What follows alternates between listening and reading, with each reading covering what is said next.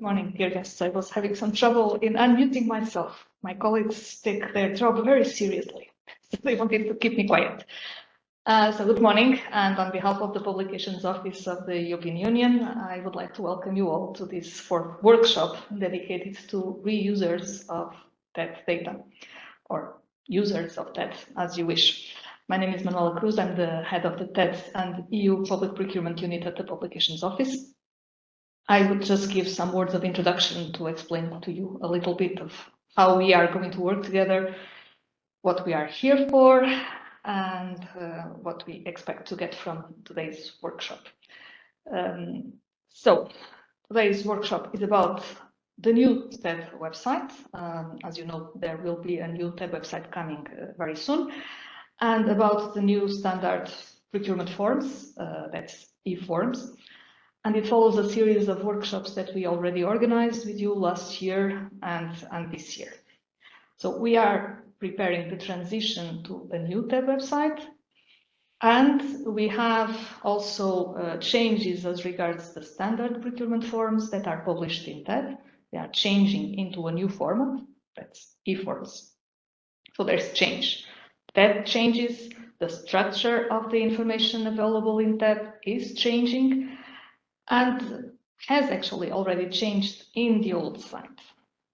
And we know that all this has an impact on you, on your work, coming to TED to fetch data for different uses. So we are trying to share as much information as possible on what is going on so that your transition is less difficult than it might be.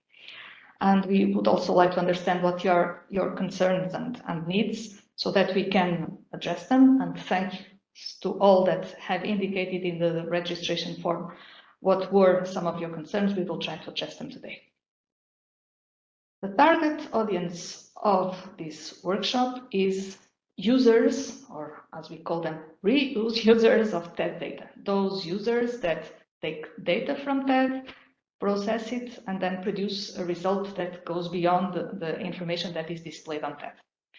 It can be for the provision of priced or free services to third parties, for building monitoring services, for reporting, for creating news articles or academic articles. So we are not addressing people that simply go to TED to consult the information that is there, but those who go to TED to retrieve data and do something with it. We are not addressing the ones that send data to TED. So this is not for what we call e-senders or for contracting authorities in general, those who need to send data for publication. For those, we have specific channels. We had a meeting yesterday with e-senders. We had webinars with users of the applications that we have for filling in and submitting notices. This is really for reusing or using the data that is available in TED. In the past, we did not really keep a register of the users, the big users, the reusers of TED. This is because access to TED is open. Anybody can just go and fetch the data without necessarily identifying themselves. We realized that this was complicated if we wanted to reach out to you to provide information. We tried our best until now, and I think for the time being we managed to identify the ones that are really concerned. But in the meanwhile, if you are interested, we are in the process of creating a register of data reusers. In the same way as we have a register of the ones that send us the data for publication, we are building one. So you can declare yourselves as reuser of that data, and then it's much easier for us to reach out and provide all the information that is needed. This information is available through or this registration is available through the developers portal that you can find, whose link you can find through CMAP, namely. We can post the information in the chat later on. The only thing that you need is a login. You log into the system, you provide your information, you accept the conditions, and in principle, it should be okay. And we will try indeed to make it easier to communicate in the future. Some words about the state of play. Where are we in terms of eForms, and where are we in terms of the new TED website? So for eForms, as you probably know by now, we had D-Day for eForms implementation last year, on the 14th of November last year. From that moment on, it was possible to send eForms for publication in TED. The second D-Day for eForms implementation was the 25th of October of this year, when the use of eForms became mandatory. There is still a period until the 31st of January where contracting authorities can send old forms and eForms, because our systems are still open for that. But then the third D-Day for this eForms implementation will come on the 31st of January of 2024, when we will close all the old systems and only eForms will be coming in. We reached the state where more or less 50% of the notices that are being published are eForms notices, and 16 member states are already sending more than 50% of their notices in eForms mode. Some member states are sending all their notices as eForms, and things are moving on. We are still improving a number of things, as you may know, in terms of visualization, namely of the notices that are available in TED, and we really appreciate any comments and feedback on that, because that helps us to move forward and improve things. Talking about the new TED website. So the new TED website is expected to go live on the 29th of January 2024, so it's a Monday. We will publish in the current TED website the last OJS on the 26th of January, and then on the 29th the OJS will already be published in the new one. During the weekend we will be doing the final touches so that we can move on.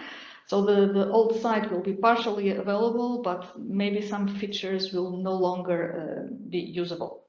We will provide all this information as time comes by, but in principle, for you to know, the idea is that we move on with the new site on the 29th of January. As of today, anyway, TED schema notices and eForms notices will be available. They are available in the current site. They will be available in the future site, knowing that from the 1st of February, in principle, the new forms that will come will in principle be only eForms. What are we trying to do to support you in this transition? We created a test environment where you are able to check and test and see how you will be able to retrieve the new data. I saw that many of the ones that registered today were not really aware of the test environment. Well, it's there, it exists, you can use it freely. It is basically the same as what will be the production environment, with the exception of the text and the explanations. Some of them are, for the time being, just reproductions of what we have in the current TED website. We will work on that, but the features are exactly the same as will be on the 29th of January. So the features that will allow you to retrieve data are there already. So it's in all of our interest to have as many testers as possible, because if there are still things to be corrected, that's the moment to do so. So please keep on providing your feedback. We appreciate that you provide the feedback through the TED help desk, so that we can keep track of everything that comes in. And I see that my colleagues are already providing the link to the test environment, which we called Gamma, one of the Greek letters that were available, apart from Alpha and Beta.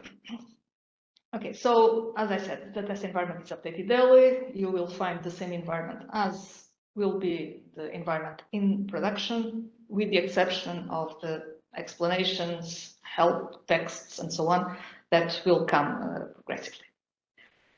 We've had a number of workshops so far, as I said, so we went through a number of information, a series of information. We explained what eForms are about, eForms in TED, how do they show up, the new TED XML schema, so the new eForms schema, how to retrieve data from TED, and how to reuse eForms.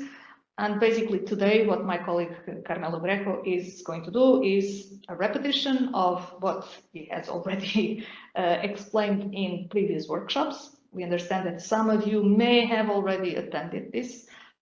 For those who haven't, okay, if it's the first time, you will see that he will give you an indication of things. So we will try to make it as complete and comprehensive as possible. In terms of organization of today's workshop, it's fully online, so apologies in advance if there are any hiccups. Yesterday we had a meeting, a similar meeting with eSenders, and all of a sudden there was a fire alarm and we all had to leave the building. But luckily the colleagues, some of the colleagues are working from home, like Carmelo and one of the members of the support team. So even if we, the ones that are here at the Publications Office, we need to leave for any reason, you will be in the good hands of the colleagues that are doing this from home. But anyway, we all know what can happen when we are doing online conferences or meetings. So let's hope for the best.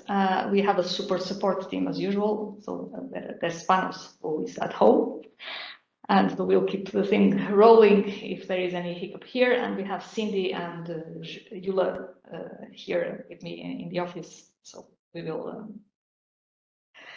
do a great job. They will do a great job as usual. Some housekeeping rules, as you know, please mute your microphones, please turn off your cameras. Please send your questions through the chat. I see that some questions are already arriving. Send your questions through the chat.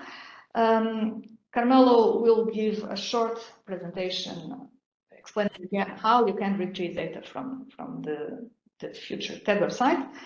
And at the end of the presentation, we will pick up on the questions that will have arrived by then. We also asked you through the registration to send us a number of questions, and we will address them mainly in the afternoon. So we will stop at around 12 Central European Time, and we will start again at around 2 o'clock Central European Time.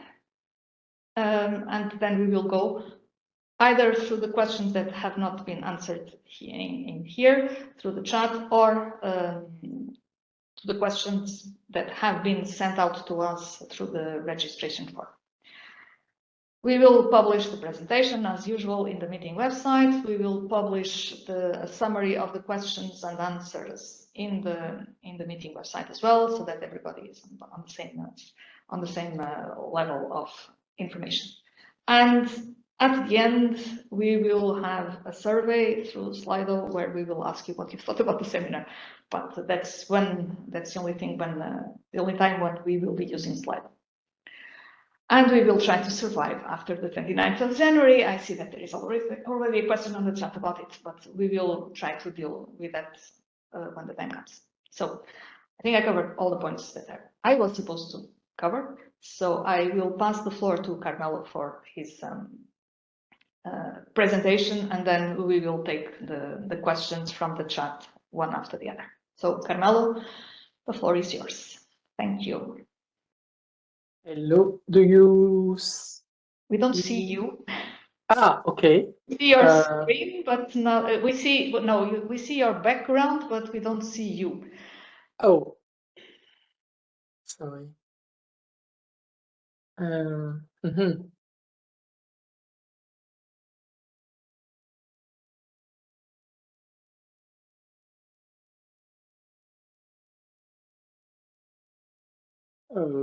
I think that the most important is the presentation, so you don't need to see my my face. I will update this later, but I will start the presentation. I think it's more useful. I cannot share the content.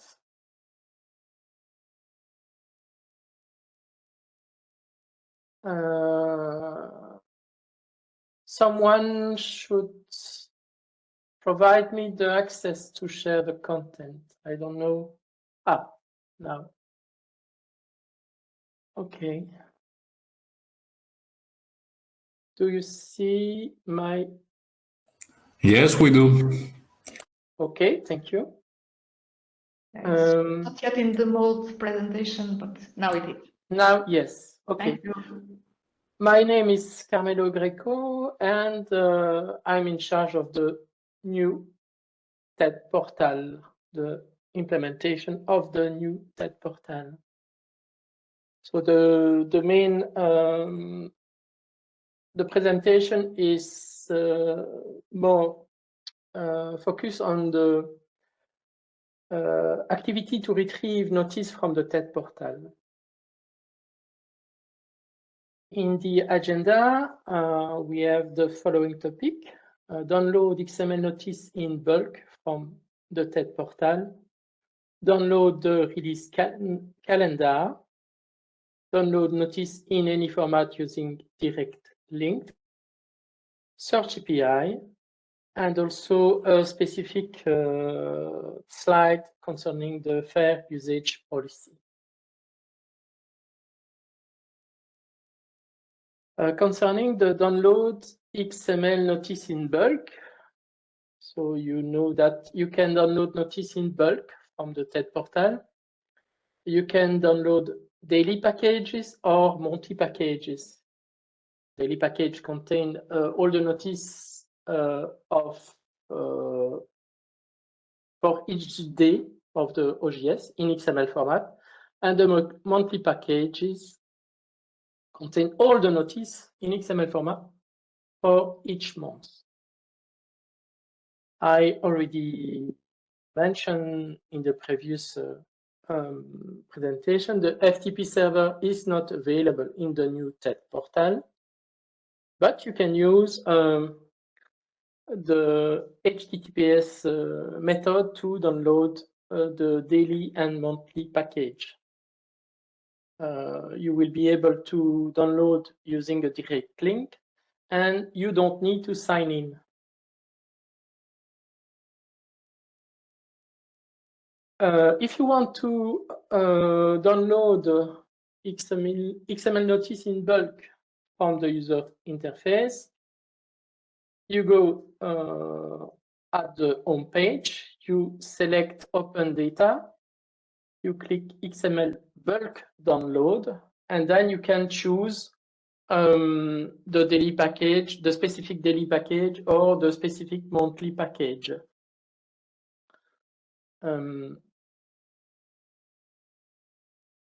For information, at the go live, the home page will look differently, as you can see in that slide. So if you want to download via user interface, you have to go to the page Developer Corner, and there will be a link to access to the page XML bulk download. I will do a small demo now if you want. Do you see my screen? No.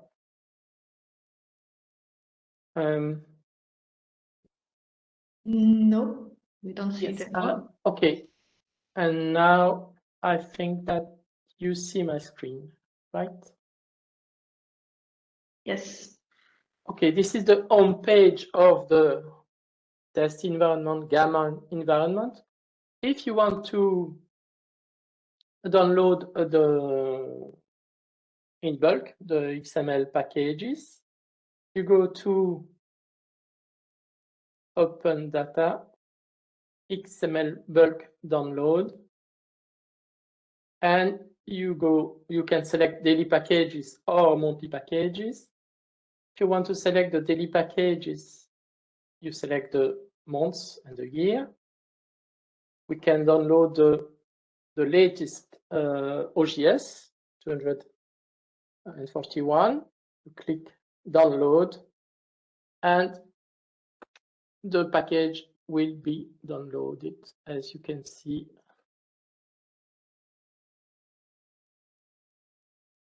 Here.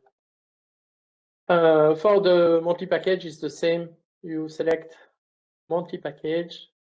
If you want to download the package from November, you click download and you will get all the package of the months. I can show you what is downloaded.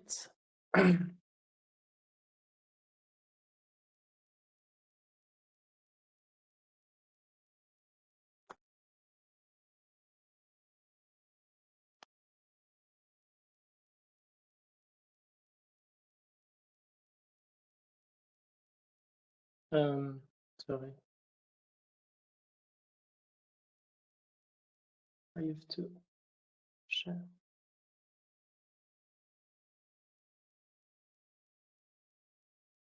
No, I try to show you. Now. Do you see the screen? It's very, Yes. yeah. We see a black screen, yes. Yes, I will change the view. Large, extra large icon. So if, okay.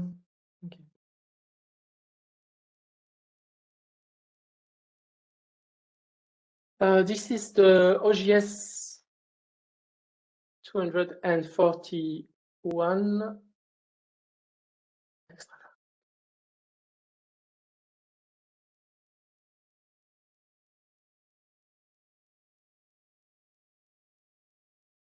And you can see here, okay, it's you see any notice in XML format from the OGS 241. So, going back to the presentation.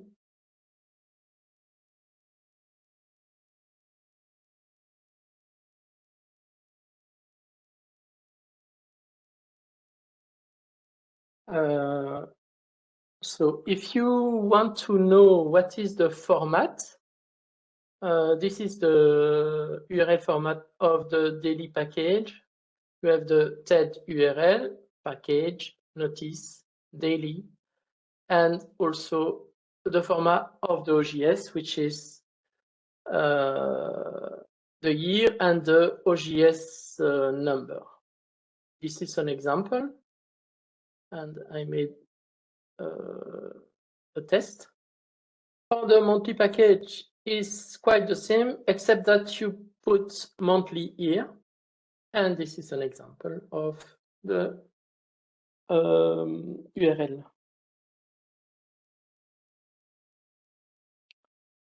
The file format is as it is mentioned here. You have the year, the month, the day, and the OGS number. This is an example. And for the monthly package, you have the year and the months. And you have an example here, 2023, the first month, January. Concerning the XML package, the XML file are numbered in two ways. For eForm notice, the XML file have 8 digits, followed by the year. And for TED schema notice, the XML file have 6 digits, followed by the year. These are the examples. Like that, you can make also the distinction between the TED schema notice and the eForm notice by reading the format of the file name.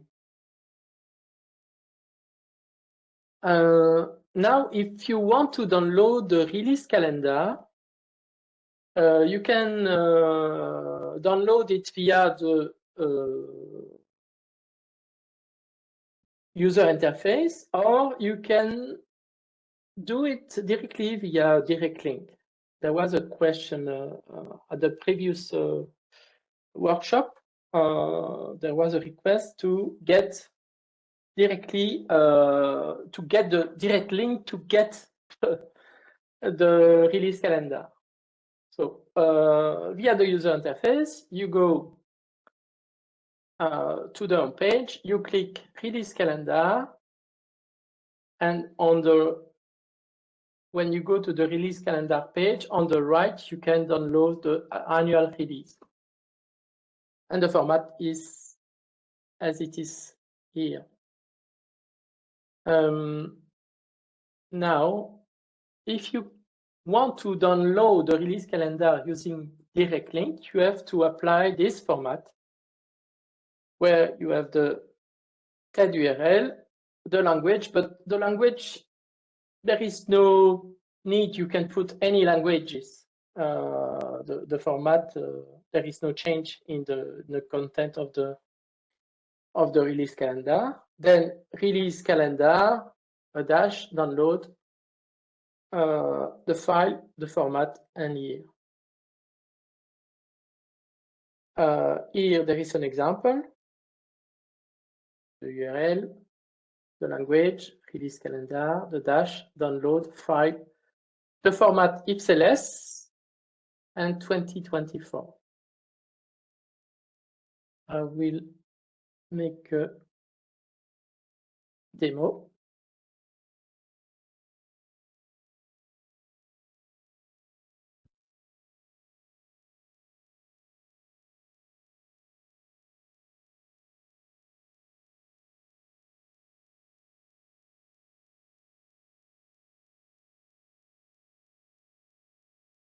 So from the home page, I go to release calendar. I go to the right side of that page. I select the format I want, for example, CSV. The year I select 2024 and click download. And I will get the format of in CSV of the release calendar. Now, if I want to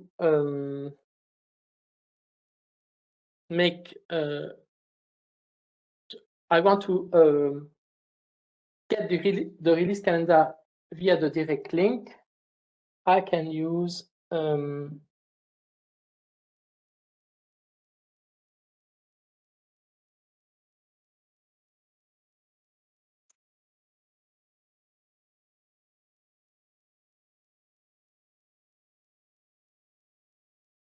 I don't know if, no, sorry.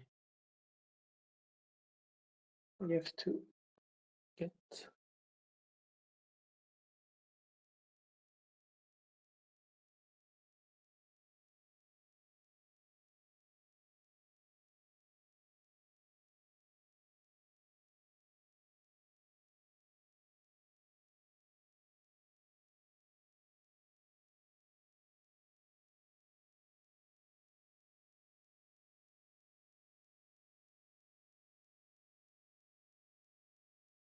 I don't know if you can see the URL, but if I put here the direct link, as you can see here, the file is downloaded. I can share it.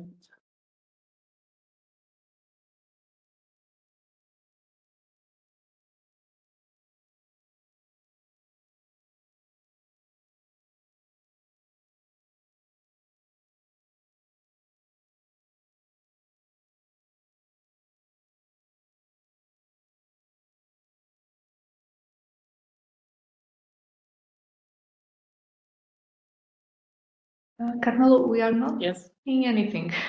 Yes. I downloaded and I will share again my screen.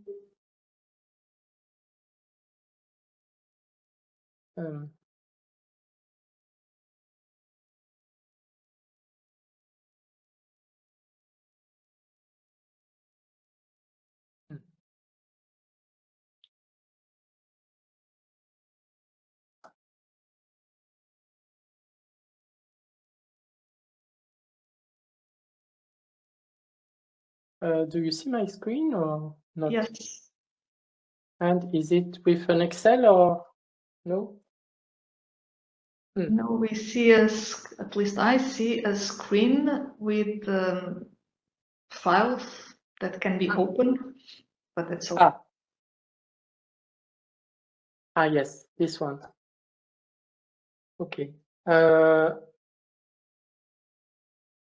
So here you have the release calendar that I can open.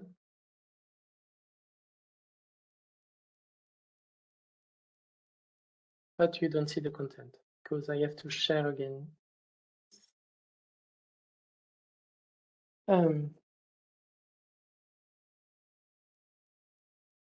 Okay, so in the release calendar, in the Excel sheet, you will have the OJS number in the first column, and in the second column, you will have the publication date. And with that, you will be able to build your direct link. Coming back to the presentation again.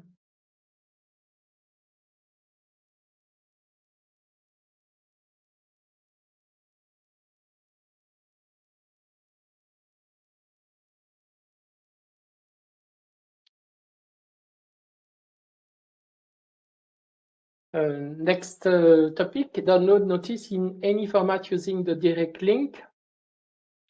So any user can download the notice using direct link. And the format are HTML, HTML download, signed PDF, non-signed PDF, or XML. For information, the HTML download is a new feature in comparison to the current TED.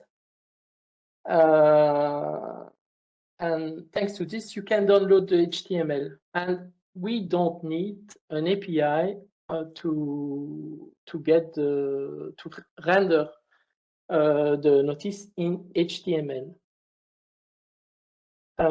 For information, there will be only one API that can be used to render eForm notice in PDF or HTML. And this is the Swagger link. But for the user, you don't need this. Using the direct link, you will get any format in any language. So you don't need to use the API to render the notice. To get the direct link, you have to go to the specific notice.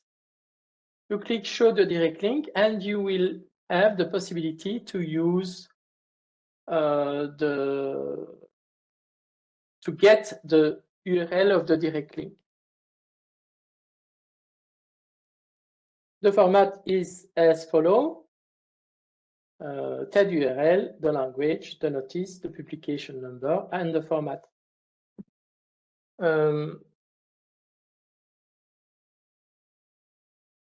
What is also useful is that there is a backward compatibility with the current TED. So you can use the direct link of the current TED, and you will be redirected to the URL of the new TED.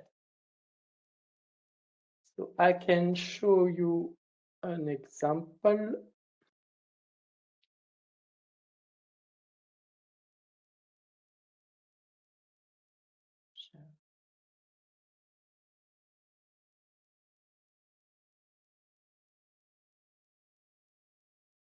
You see my screen, it's text.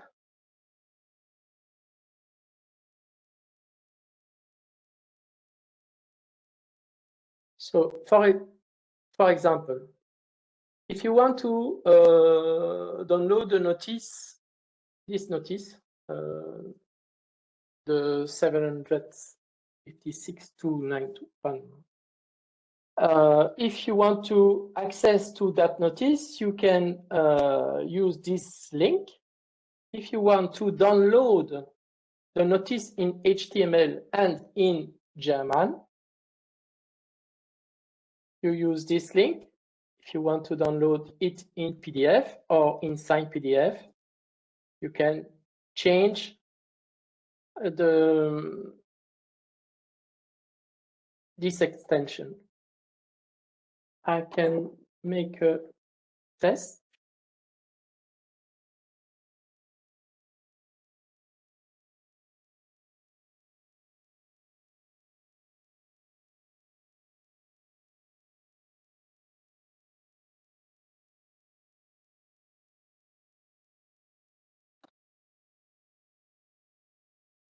Share.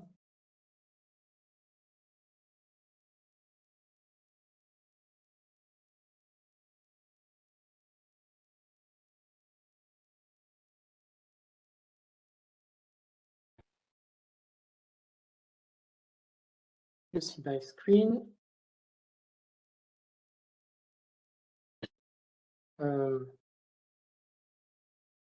So this is the notice,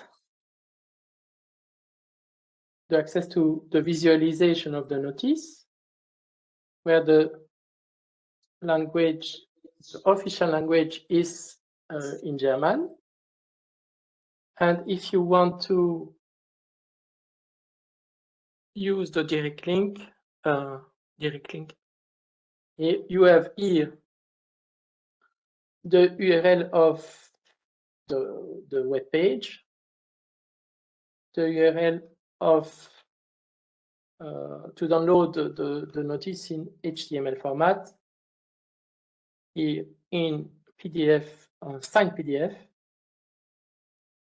here in PDF, and also in XML.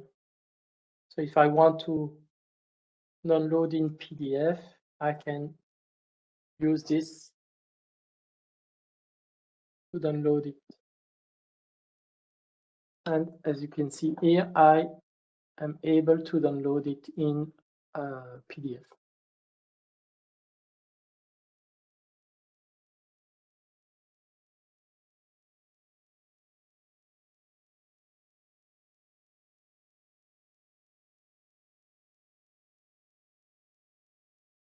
Yes, for the backward compatibility, yes, I can make a demo or later, as I want to continue. So these are examples that are in the presentation. The next topic is the search API. So there is an API to search notice and to retrieve the data. What you have to know is that the API of the new TED portal is not non-backward compatible. So as I mentioned during the previous workshop, you have to adapt your system to retrieve the data using the new API. We have an online documentation via the Swagger, and this is the endpoint.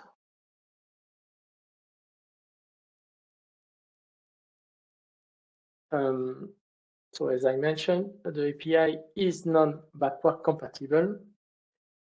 Concerning the API, there are two modes, the pagination mode or the iteration or scroll mode. So the pagination, you can retrieve up to 15,000 notices for a given query. And for iteration, you can retrieve a lot of notice. Text to this, you can retrieve more than 15,000. I will show you how to proceed to use the iteration mode. Concerning the response file, it contains the total number of notices that match the search and lists the list of results.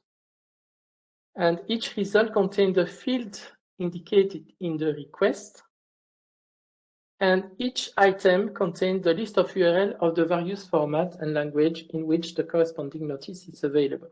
This means that you get in the response file the direct link to download the notice, and you can reuse this if you want to download in PDF or HTML the list of notice you retrieve.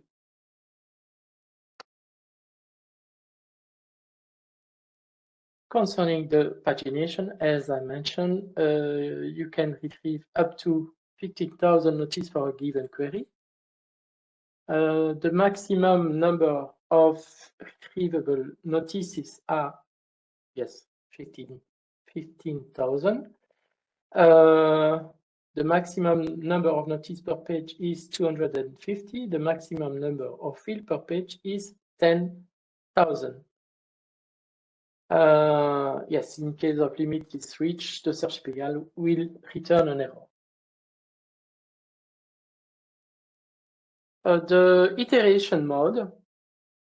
So you can retrieve all notices for a given query without limitation.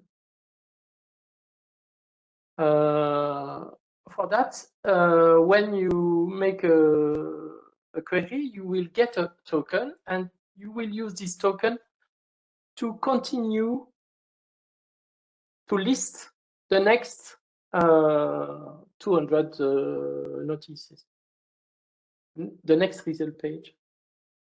So the limits are the same, except that there is no limitation for the query. The request body of the notice search endpoint contains this parameter, the query, which is the expect search query to filter and sort the notice. The field to return for each notice, the list of fields that you want to get. The page, the result page number used to paginate the result, in case you want to use the pagination mode. The maximum number of return notice used to paginate the result. The scope, you can use one of the three scopes, the current OJS or the active notice or all notices. You have also a parameter check query syntax. So this is only to check if the query is correct or not. The pagination mode lets you select or pagination mode or iteration mode. And the iteration next token is the token returned by the previous call to search endpoint to retrieve the next result. So if you use iteration, you have to use iteration next token to get the next result page.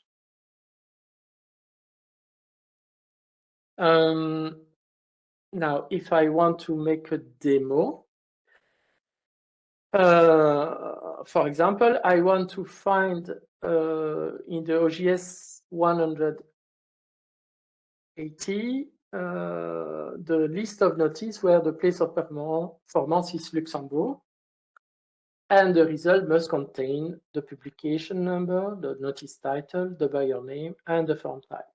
For that, I have to use that query, and with this, I can get the result. I will do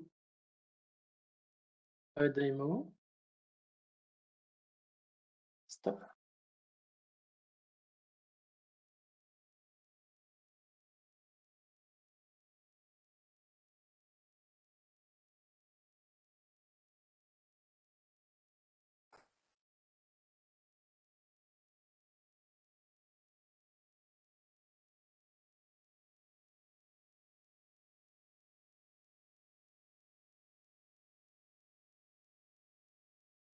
Do you see my screen or no? No. Oh, sorry.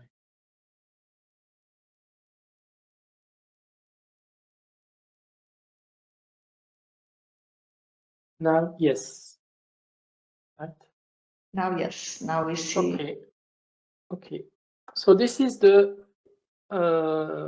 Swagger online documentation of the TED Search API. You can see that there are a lot of description. So we have a lot of description. So the documentation is online. Now, if I want to make a test using the Swagger, I can try it now. I have to update this part.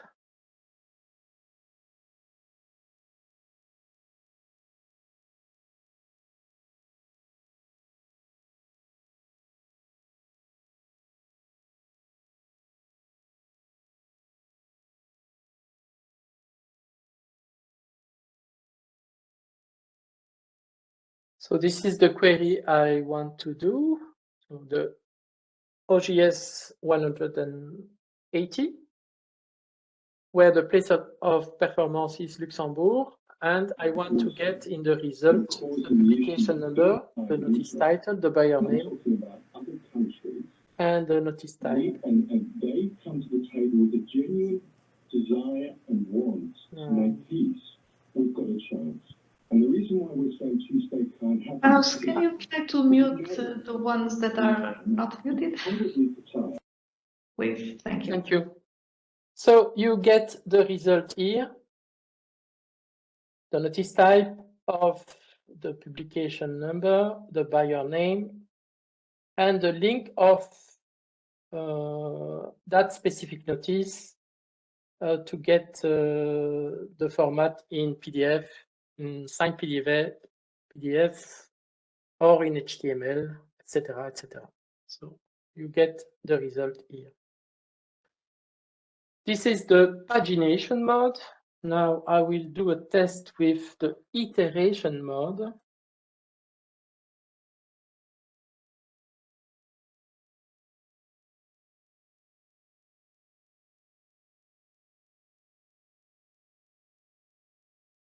So the iteration mode, I will make a query to find the notice where the place of performance is Luxembourg, and the result must contain the publication number. So in the scope, I put active notice, and using this, query, I will get the result. Pas des mots.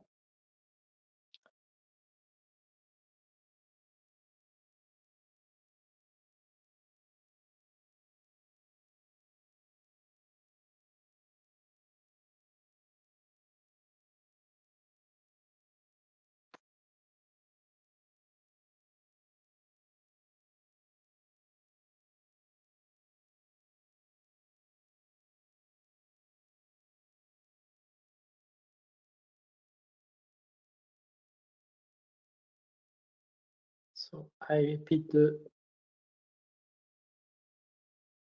same action, but using the iteration mode. So as you can see, I put here iteration and iteration next token. So I don't need for the first result, but for the next, I need to update this part. Execute.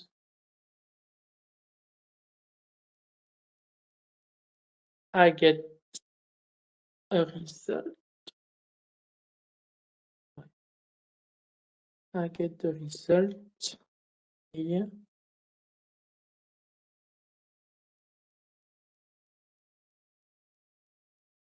And as you can see here, I have the iteration next token.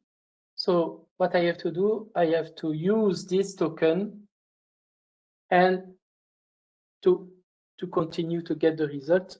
I put this here. and I will get the next page with the result, etc., etc. I have to continue to get all the list.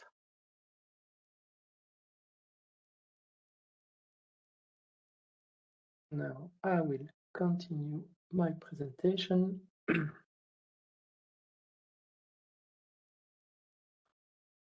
So this is the search demo. Next topic is the fair usage policy.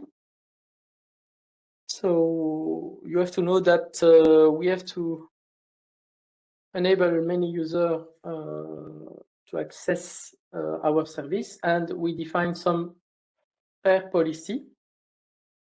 As you can see in that table, you have metrics of the current TED portal, not limit of the current TED portal, and the new limit of the new TED portal. For example, to visualize or download notice from a single IP, in the current TED portal, you can make 500 visualization or download in less than 6 minutes. In the new TED portal, you can do 600 visualization or download in less than 6 minutes. Concerning the HTTP requests, which are not related to the visualization of the notice, in the current TED, you have 666 requests in the last minutes, and in the new TED portal, you have 700 requests in the last minute. To download the daily or monthly packages via FTP service, there are 3 concurrent connections. As you know, the new TED portal, there is no FTP, so to get the daily or monthly package, you have to use the HTTP request. And if you want to download daily or monthly package, you have also 3 concurrent downloads for HTTP request.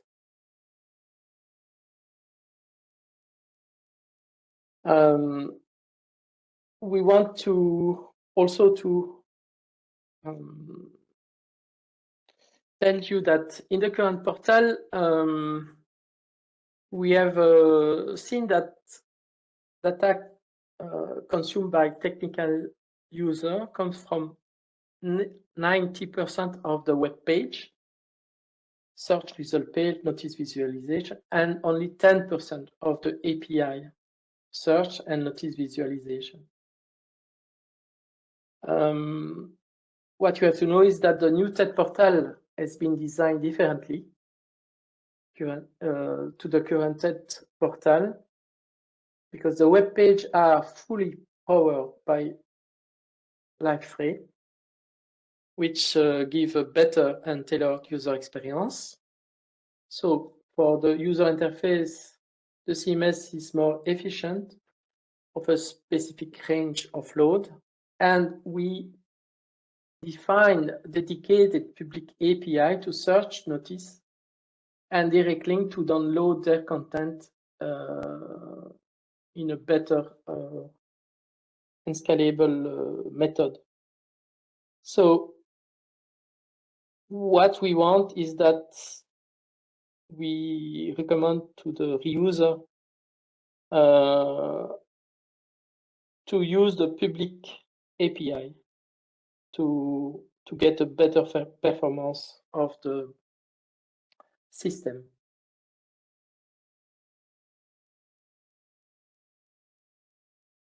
And thank you.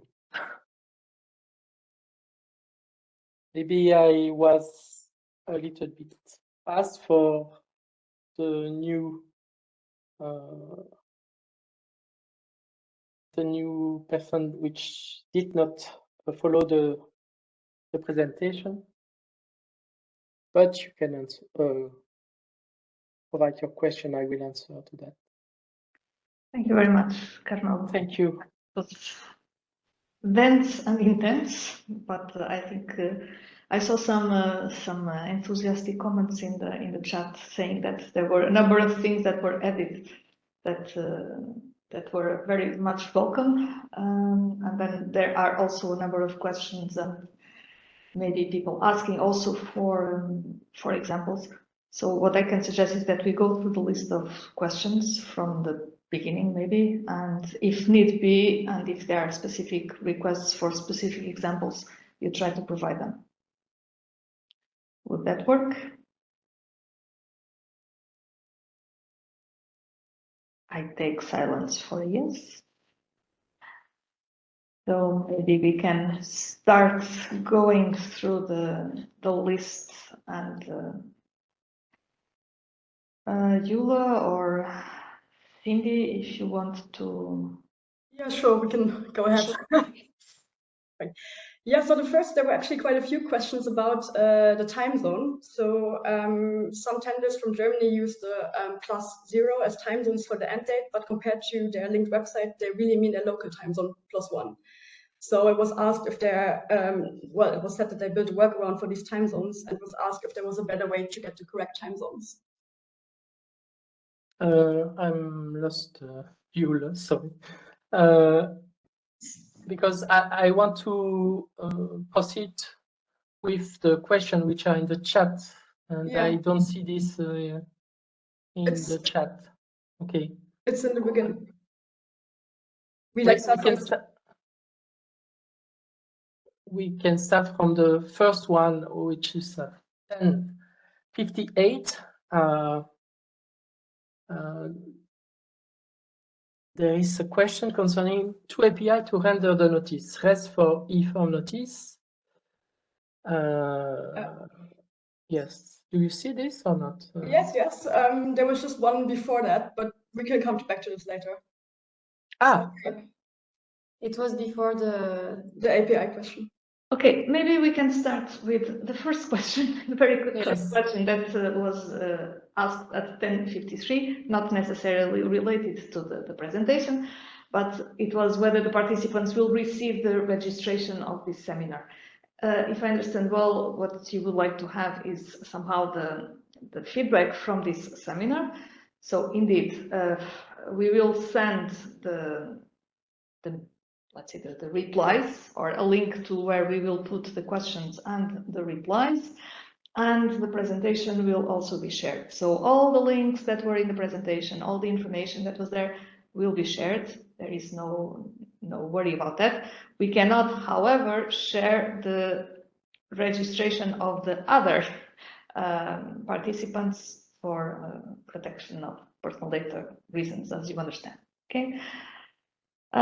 Then there was a question about the test environment. I think it was put there in the site, the link to the test environment. So all those who still don't have access to the test environment, you can go around and use it. For the URL of the new production environment, is going to be exactly the same as the URL of the current tab, as Carmelo posted there.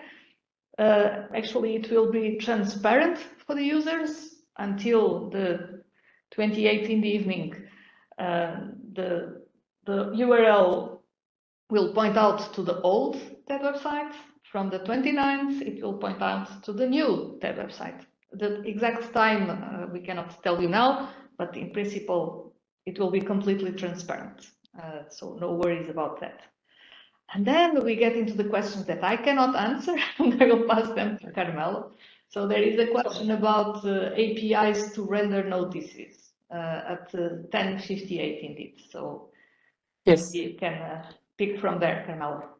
Yes, concerning this, as I mentioned in the presentation, we don't need to use an API to render the notice, as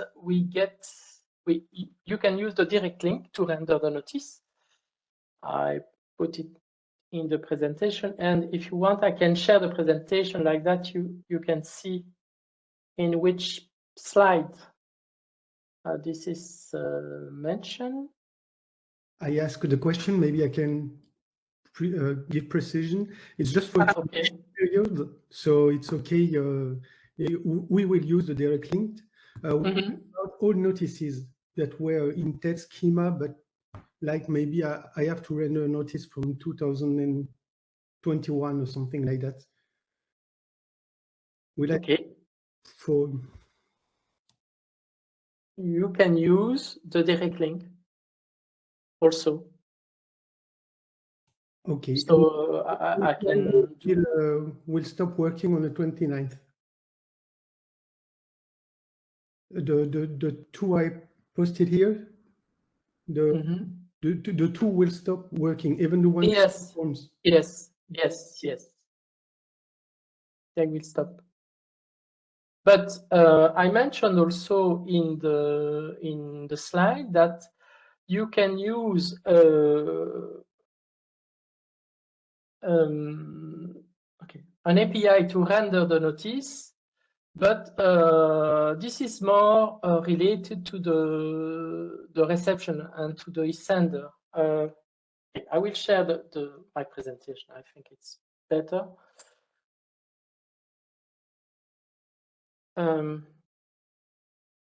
So in the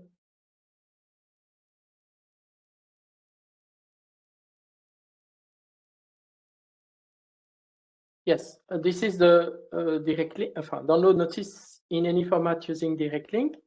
And as you can see here, at the bottom of the slide 11, there will be only one API that can be used to render the eForm notice in PDF or HTML. And the link is this one. That's for the what we're Swagger. using today, yes. Yes. And this one will not work on the 29th, or will it? No, this will work on the 29th. This will work, but you can render only eForms. Okay. Okay. Yeah.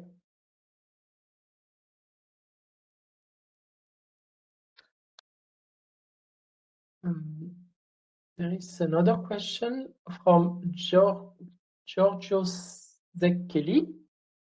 When will the FTP be shut down? Can you confirm that the daily archive uploaded to the FTP already contain publication in the old and the new format? Do I understand it correctly that as we get closer to the end of January, we will see fewer publications in the old format?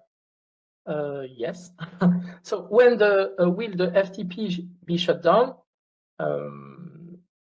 The 28th and the 29th, you will have you have to get the package using the new TED portal using HTTPS. Can you confirm that the daily archive uploaded to the FTP already contain publication in the old and the new format? Yes, I confirm. Do I understand it correctly that as we get closer to the end of January, we will see fewer publications in the old format? Yes, and this occurs since some months. We have less and less that.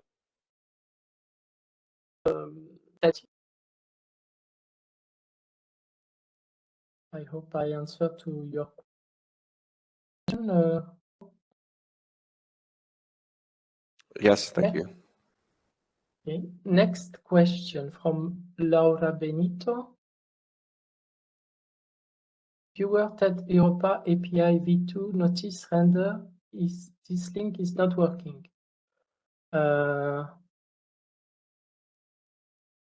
Okay, I will check.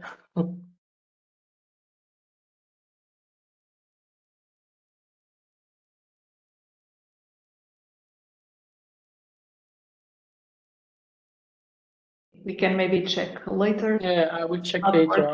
We will get back to it. Right. I can pick the next one about we observe a lot of non-compliance on eForms notices. What is the plan for eliminating non-compliance? And what's the best way of reporting non-compliant notices? Well, it would be useful if we could get some examples of what you consider to be non-compliant. So if you could pass them on to us, that would be very much appreciated. Indeed, if there is non-compliance, we will have to check with our colleagues from the Policy Director General, DG GROW, what is the situation? Why is that there are non-compliant notices, assuming that non-compliant means illegal or not according to the regulations, and to see what needs to be done, whether if there is something to be done at our level in terms of what we are doing for validation or not, but to be seen. The best way to report anything is through the TED Help Desk, because as I explained, that's the best way to keep track of things. Of course, if you still have examples that you want to share with us today, you can post them in the chat. We can have a look at the links, but for later, it would be better indeed that you could share that with us through the TED Help Desk so that everybody keeps track of things. And again, thank you for noticing that, though it's not really within the scope of today's workshop, but we will have a look into that. And then, well, Carmelo, the next one is for you. It's also from Fleming, but... Yes, with the new format site, we can render notice in HTML using direct link, which is great. However, if we want to render an odd formatted notice, say one from 2014 after the 29th January, can this be rendered via link to? Yes. Yes, it can. Yes, you can render the notice via direct link with the TED schema notice. So you can do that. There is no. Oh, it's okay. You can do that. I suggest you make a test in the test environment, and you will see if it is okay or not for you. A question from Florian Wasmeyer. Does anybody have a solution for dynamically parsing the tender data into JSON format? I cannot answer to that. Sorry, Carmelo, but I think there is an answer below from Radu for this. So, okay. He gives a suggestion. Okay. So we'll see it as we scroll down. So continue with the rest of the questions. Okay. So the HTTPS download will work with curl and a single URL.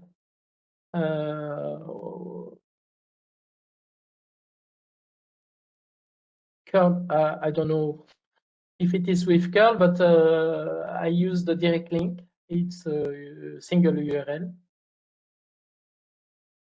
Yes. Suggestion from Fleming. It would be really helpful if the eForm documentation website were available as a download. This way we can question them using AI RAG, which is hugely helpful. Okay, we can take note of that, but this is more for eForm documentation. Okay, we can take note. Could you please inform the HTTPS address for bulk download after the 29? Okay, it will be instead of gamma.ted.v2, you can use ted.europa.eu and with the format I provided in the presentation. What is the URL for home for bulk downloading? What is the URL for home for bulk downloading? I don't understand that question. Maybe it is what is the URL of the page XML bulk download. Maybe it's this, but I'm not sure. If Sorry, Carmelo, sorry for intervening, but just to give a general answer for this kind of things. All this can be seen in the Gamma environment, and the only difference that will be when we go live is that it will not be Gamma. What's the URL? Gamma.tedv2.spikesy.cloud. It will be ted.europa.eu, and then the rest are the same what you see in the Gamma environment. All the URLs are there. The only thing that will change compared to the Gamma after we go live will be the host part. Okay. So, okay, next from Lutz Donner-Hacke. How can the download URL for each daily package determined? Do we need to look it up on a website? So I provided the daily package. I provided the format, so you can use the format to build the right URL, and you don't need a login and password, as I mentioned in the presentation.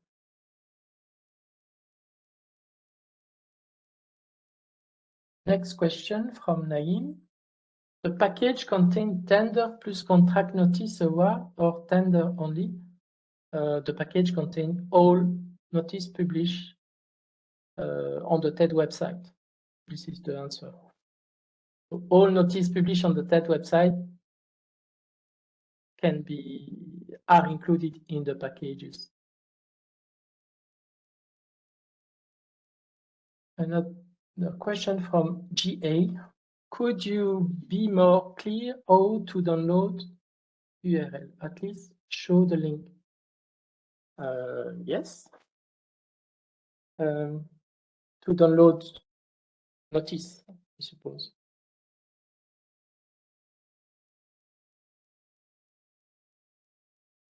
So I share it.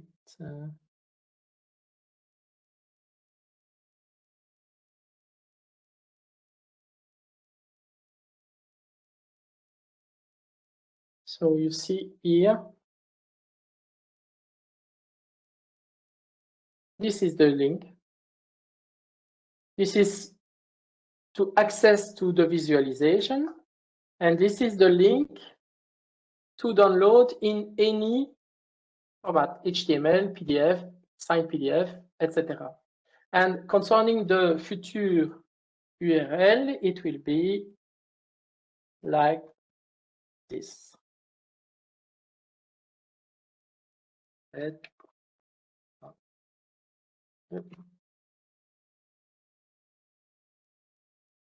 That's all.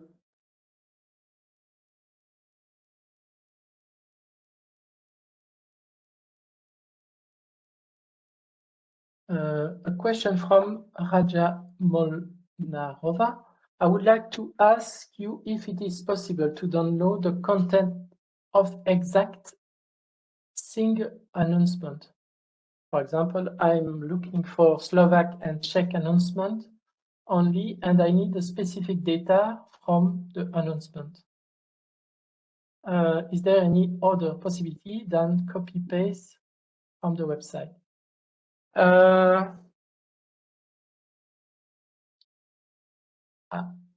I suppose that you want to get some data from the result list, but I'm not sure. If you can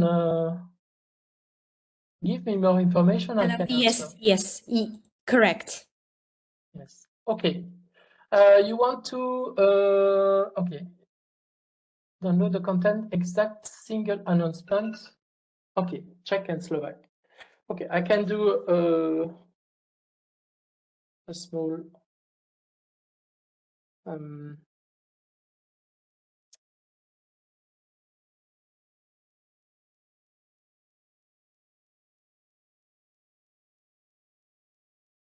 I have to go to the share. Okay, you see my screen, suppose? Yes? Yes, now I can see it. So- Thank you. So now if you want to find, for example, okay, it depends how you want to do that. You can do it via API or via user interface, but via user interface is maybe more useful for you. You want to see Czech and Slovak, right? Correct. Okay, so you go in the advanced search, for example, and you select Czech.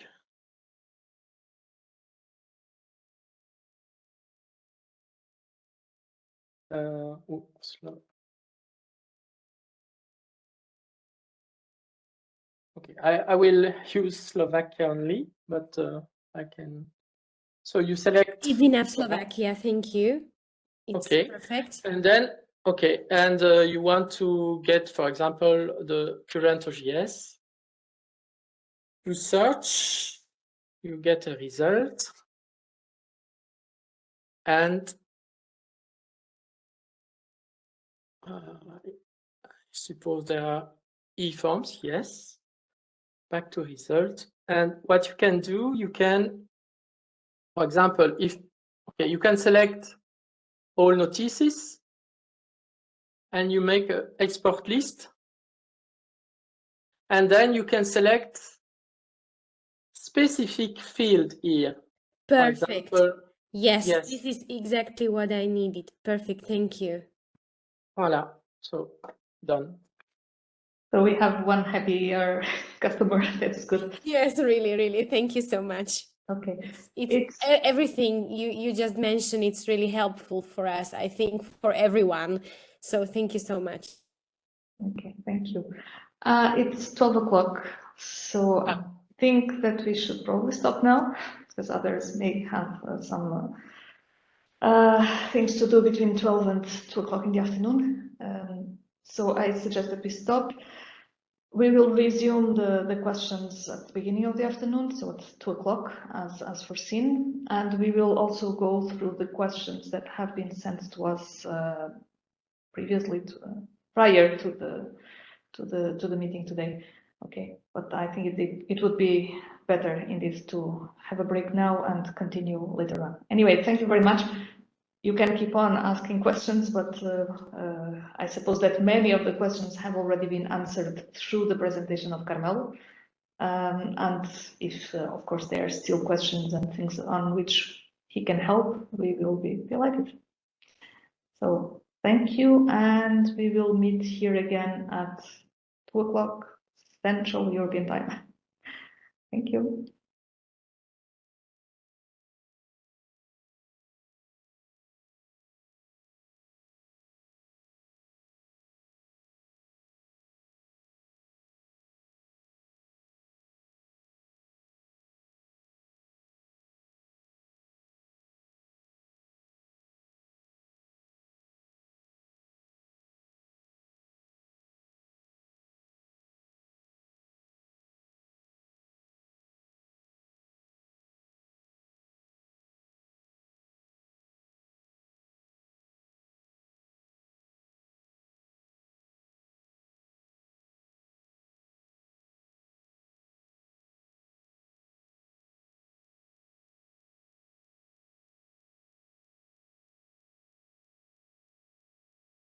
Good afternoon and welcome back.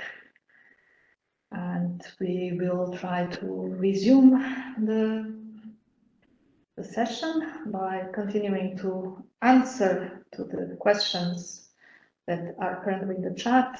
And then, as we said this morning, we will go through the questions that have been sent in advance, and we will also try to address all of those.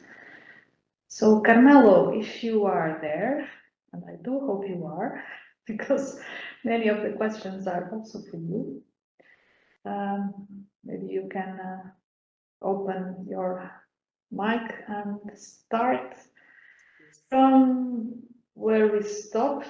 I believe that we had replied to a number of questions up to the question from Sebastian Nussbauer, sir, at 11:09, how to determine the OJS number. Unless you have other questions that were addressed to you privately that we don't know about, but this is the next one I see on the list, in the chat at least. Just, do you hear me? Yes. So to answer to the question, how to determine the OJS number? So we have the release calendar, and in the release calendar, you have the list of OJS and the publication date.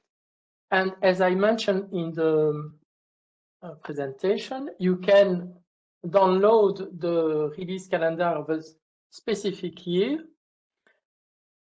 and you can download it via a direct link. If you want, I can show it in the presentation. I'm not able to share my screen. Someone shall give me the. Clear now. I asked the question before you showed the release calendar, but Okay. It's okay now. Thank you for your answer. Thank you. Next question.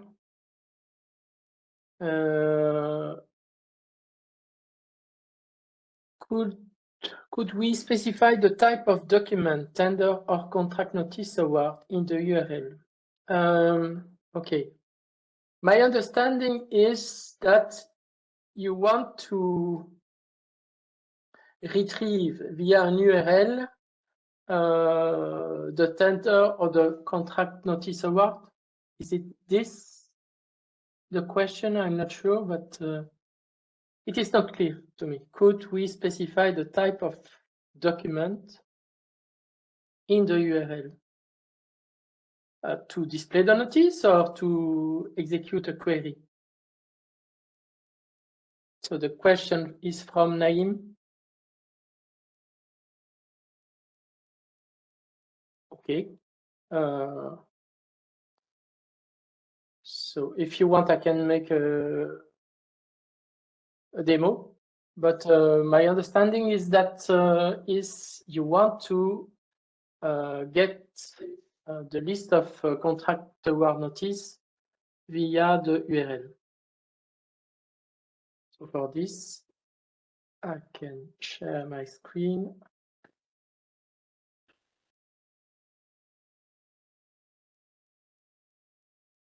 Suppose you see my screen, and if I go to the, sorry, I have to change my. So if I go to that website, if you want to make a query to get the result, you select result, and you click search. And as you can see here, at the top, you have the URL to execute the query. So with this, you can share the query with some other colleague or partner. Voilà.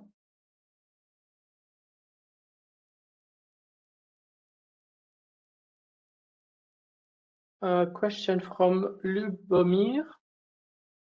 Why URL to daily package is not defined by year, months, and day? Okay, we have defined this not by year, but by OJS number. Why? We have decided to define this like that. So I cannot change. There was a question at 11 from Mark A. Egeldinger. Regarding the true format of XML in the daily monthly package, this is the way right now, but as far as I understood, after the 31st of January, there will not be any old form TED schema XML anymore, or will there? So Carl, my colleague, answer to that. We don't want to advertise the fact, but there will be a small number of old TED schema notice after the 31st January. And this is limited to notice from EU institution only. Voilà. Yes, what you have to know is that the 31st of January is the last day of submission of TED XML notice by member states. So this means that they will be published during the up to 5 days in the OJS. So the 31st of January, after the 31st of January, there will be also TED schema notice from buyer from member state. A question from Dan Holm. Just to clarify, the direct link to XML bug download. Yes, I can show you again in the presentation.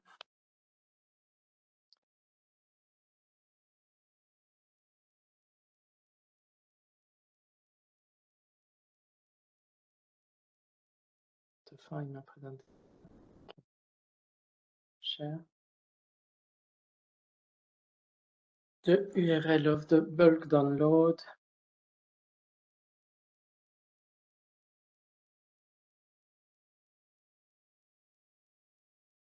So this is the URL. And these are some examples.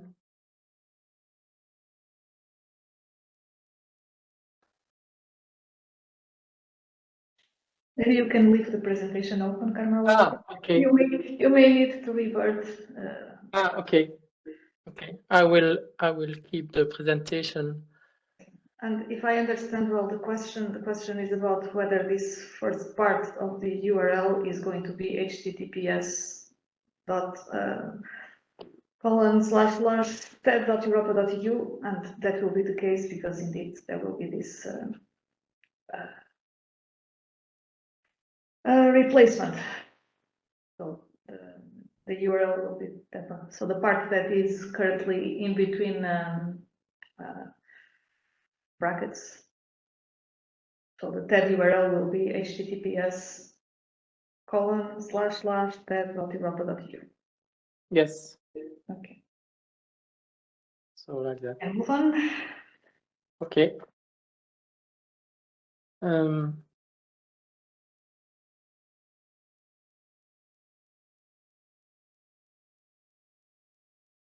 Yes, there is a question.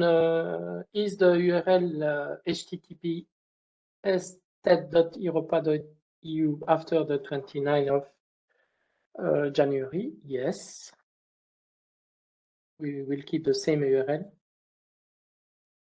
Another question from Tom Turling. Thank you for adding the direct link to the release calendar. It is very useful for us. I will put this in the chat.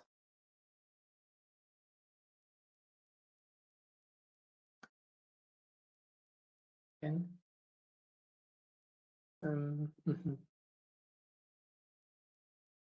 think Tom is thanking us. He does not want the URL. He's thanking us that we provided it. So. Okay. Okay. You are welcome, Tom.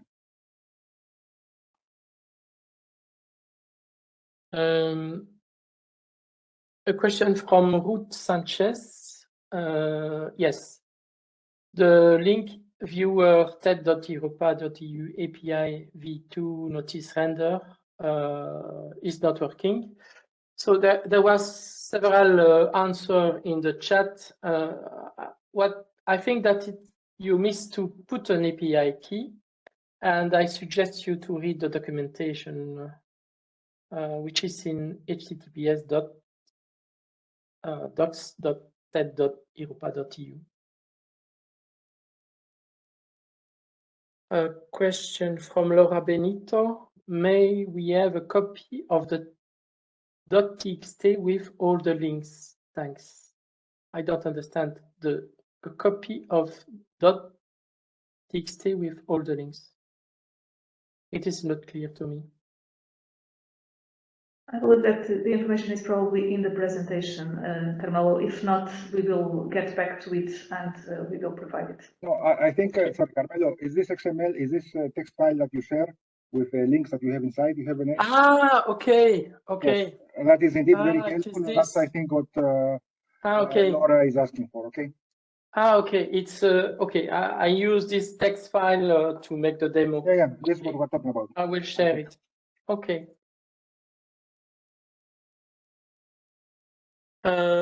From Fleming Madsen to everyone. Yes, this is okay. Thank you. This is brilliant. Can you please share those links for rendering the notice? Really great. It is backward compatible. I can put it in the chat after the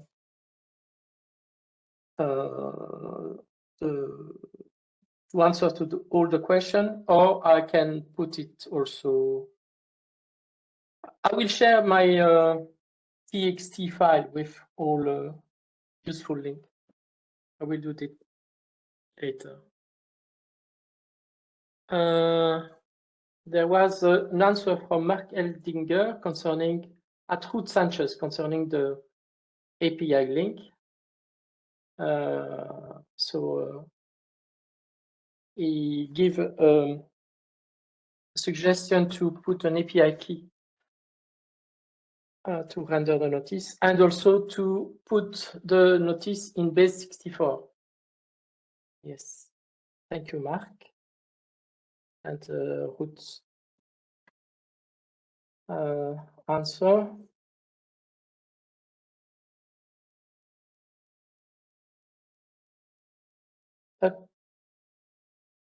Yes, a question from Sonia Scholl at 11:24. Could you please show a live example? Can you give me an example of live example of what? If you can answer, if you can give me more detail, I can answer, but I can give you several examples of whatever you want, but I need some detail. A question from Salim. Is all the information available in the XML in English language? So in the XML contains some code value where the label of this code value are translated in 24 languages and contains also free text in the official language. So what I suggest is to consult the online documentation concerning the eForm, which is docs.ted.europa.eu, and you will have all detail of that. A question from Mark. Yes, from Mark at 11:27. How about maximum for accessing the direct link to render HTML, PDF, etc.? Are there any limits? In the presentation, I show you the limits, which are here. You see my screen, I suppose. And these are the limits for the new TED portal on the right.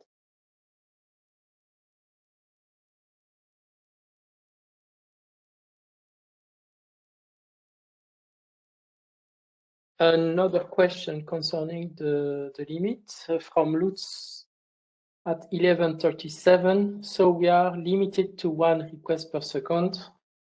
So my answer is here. We have For HTTP requests, we have 700 requests in the last minute. Another question from Lutz.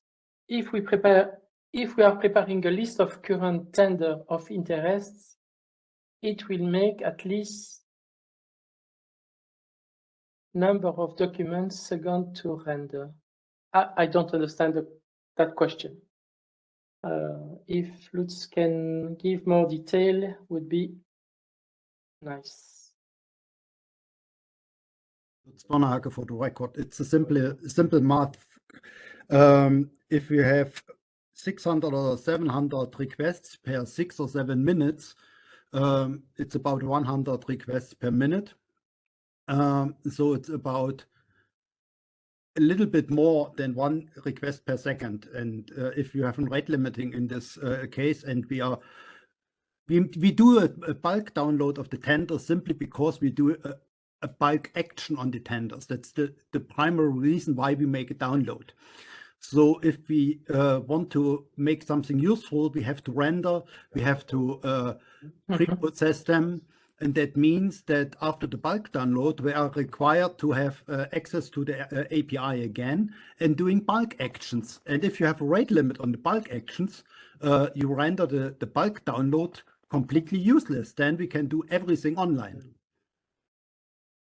So my understanding is that you download the package, the daily package, and based on that, you will retrieve the notice to render the notice in whatever format after that, right? Is it this your? I don't understand really. It will take at least no. Because if you read this, to download the notice, to render the notice in HTML or PDF or signed PDF, you can download 600 notice in less than 6 minutes. So my question is it enough or not for you?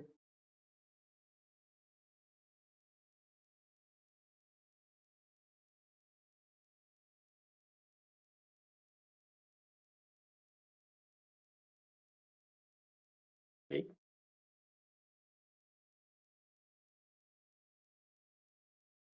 Another question at 11:39 from Lutz.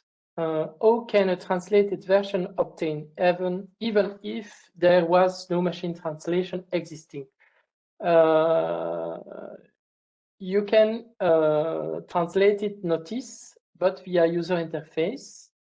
For that, I can show you how to do that.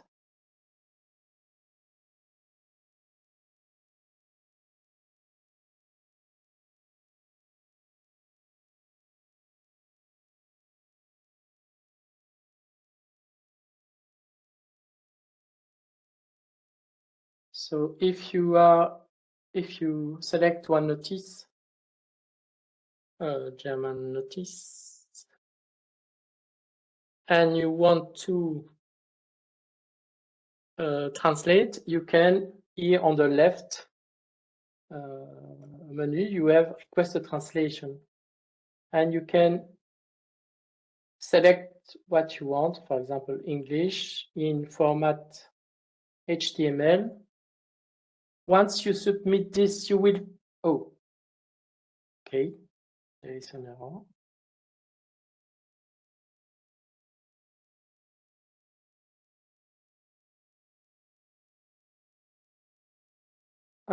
I have an issue. Okay, normally you can request a translation. You will get the translated notice by mail in HTML or PDF, and once it is translated, you will, the translated version will be available via that that section. But I have an issue in our environment, so I cannot make the demo. Sorry for that.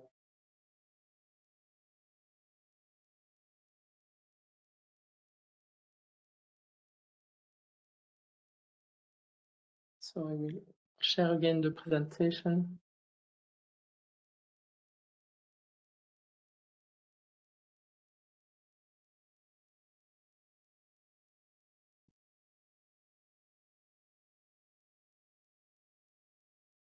A question at 11:40 from Gergo.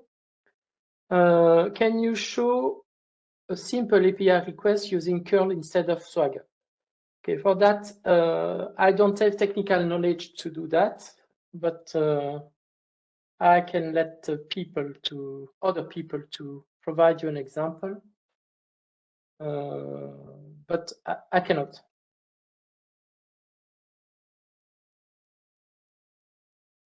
A question from Ruth Sanchez. Could you do a demo, for example, into the platform to see the current opportunities, and then from there, step by step? Okay.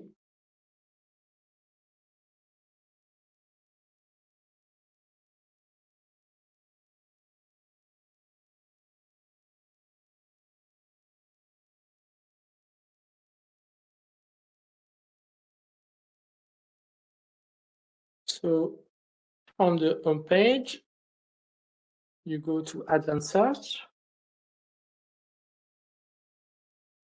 And if you want, okay, if you want to see the current business opportunities, you select Active Notice, select Competition, and click Search, and you will get the result page of that. It is simple.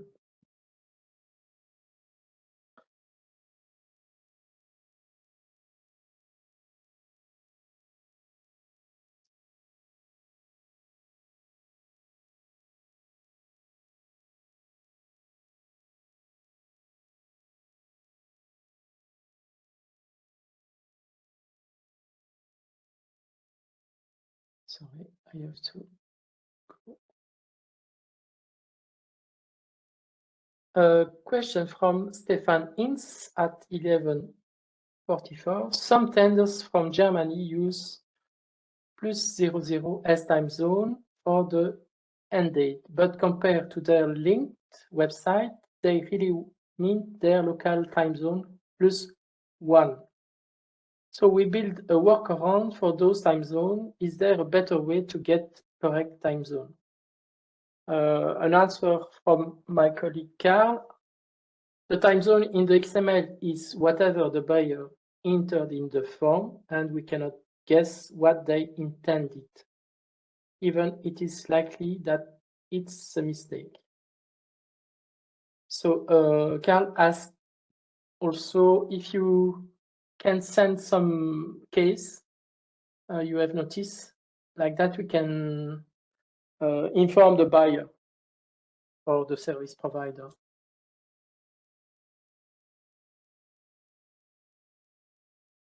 A question from Ruth Sanchez. Where can we find the PIN or SCN? Okay. SCN, I don't know what this means, but PIN, I would... Contract notice. Oof, okay. But I think you just showed how it was possible to find the PIN or the contract notice for current opportunities. You just showed it. Okay, okay. I will make a demo.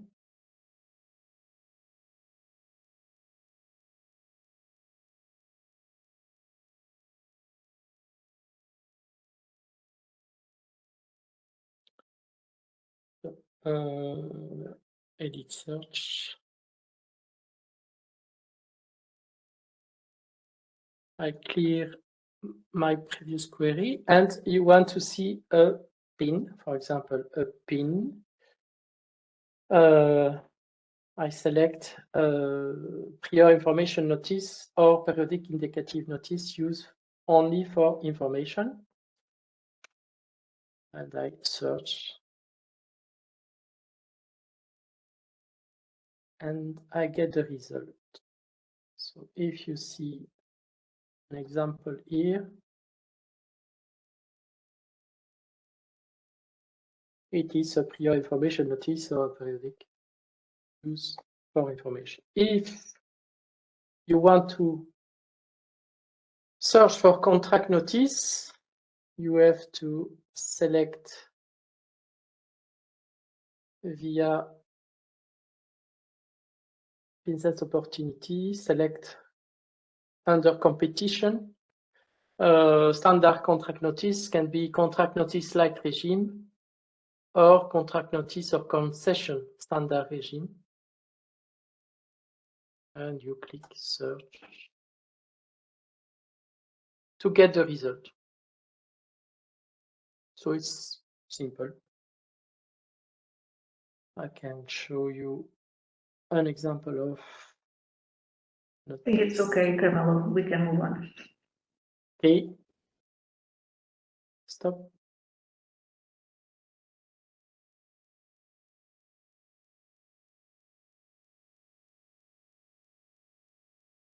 Hello?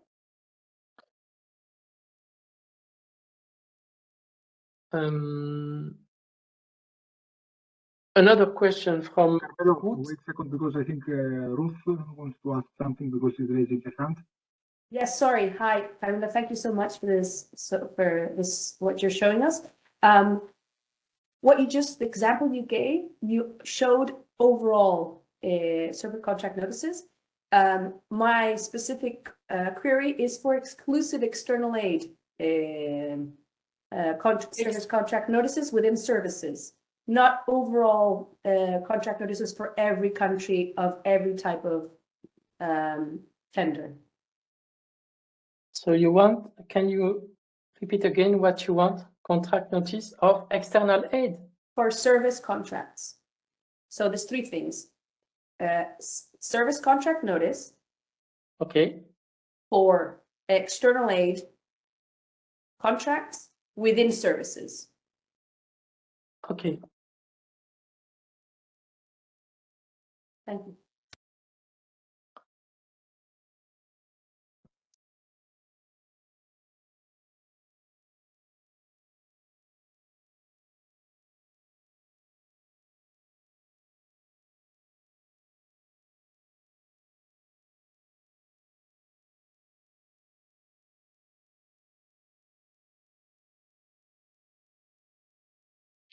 So you want service contract.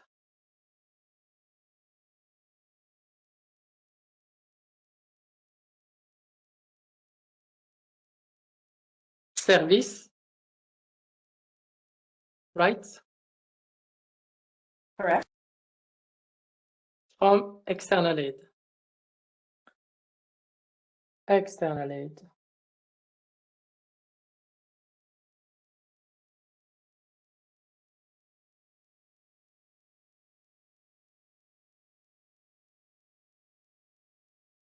So you can see contract notice light regime or contract concession notice standard regime, where the miniature is service and funding is external aid program. And if I click there, I get, this is an example from Bolivia. It's a competition. So you have the result. Is it what you want?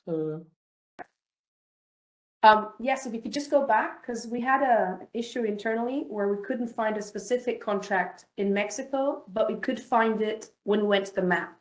So just scroll down just to see that we have done the correct. In the query, I have to grow. It's there, it's there. It's the fourth one. I can see it now. Ah, okay. Thank you. Ah, Mexico. Okay.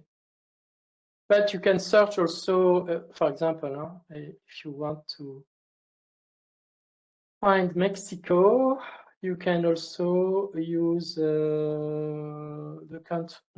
It's not the country of the buyer. I think it's the place of performance. But what we can put is here, Mexico.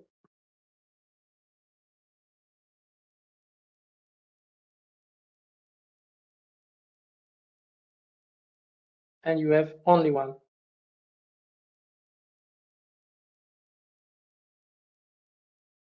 Thank you so much, Carmela. I'm sorry if this is very simple. I'm not an IT person, so this beta in XML and all this is new to me. Because we only have access to the old platform. Is this because the new one is not available yet, and that's why there's a...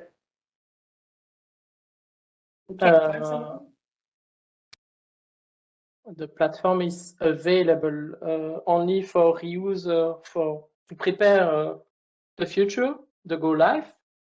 But the 29, you will have access to that platform, yes, via the URL ted.europa.eu.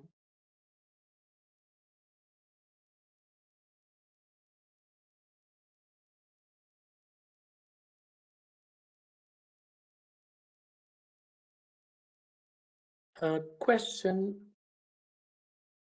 from Mark at 11:46. One big issue regarding the IFORM content for me is the wrong usage of whole region or country as place of performance, where actually a very specific postcode was meant. To me, this currently looks so erratic that a reasonable usage of this feature seems not possible. My colleague Carl answers, but he wants to have more information. So could you please provide some example? IFORM does allow the buyer to specify the place of performance as anywhere in the country. We cannot block this option. IFORM does enforce the use of NOTS level 3, which can be time-consuming to enter on the form, so it might be leading buyer to take a lazy option. We'll see with DigiGrow if perhaps NOTS level 2 could be possible to encourage better data. So this is the answer from my colleague, but if you can provide some example, it will be helpful.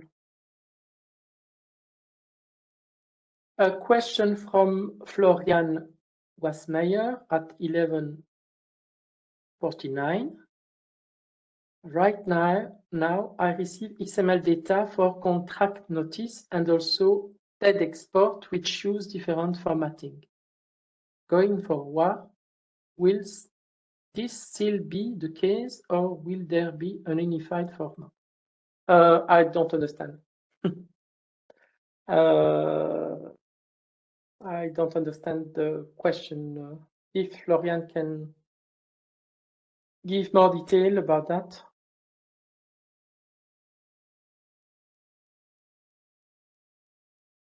If not, I can go to the next question from Paula. At 11:49, we are using the current expert search query, NC equals service and TD, etc. But the API Gamma does not return any notice. I did the test, and I can, if you want, I can show you.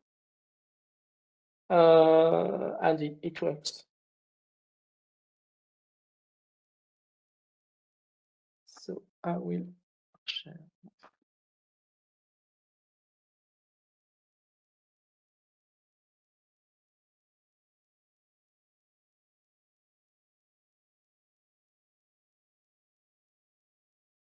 So if I go to the API,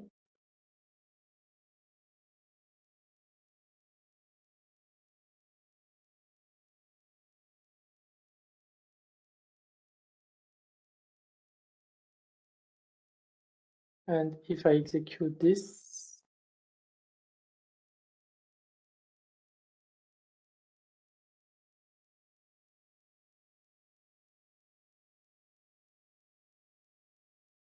So I put as you can see, I put your query here.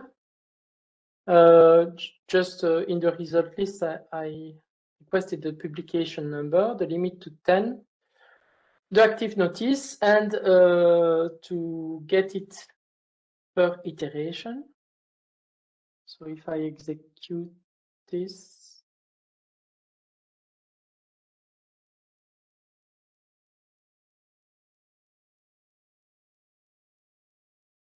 so the response is 200, so it means that I have a good answer. And the total of notice, if I go down, there are 43,000, more than 43,000 notice. So the query is correct.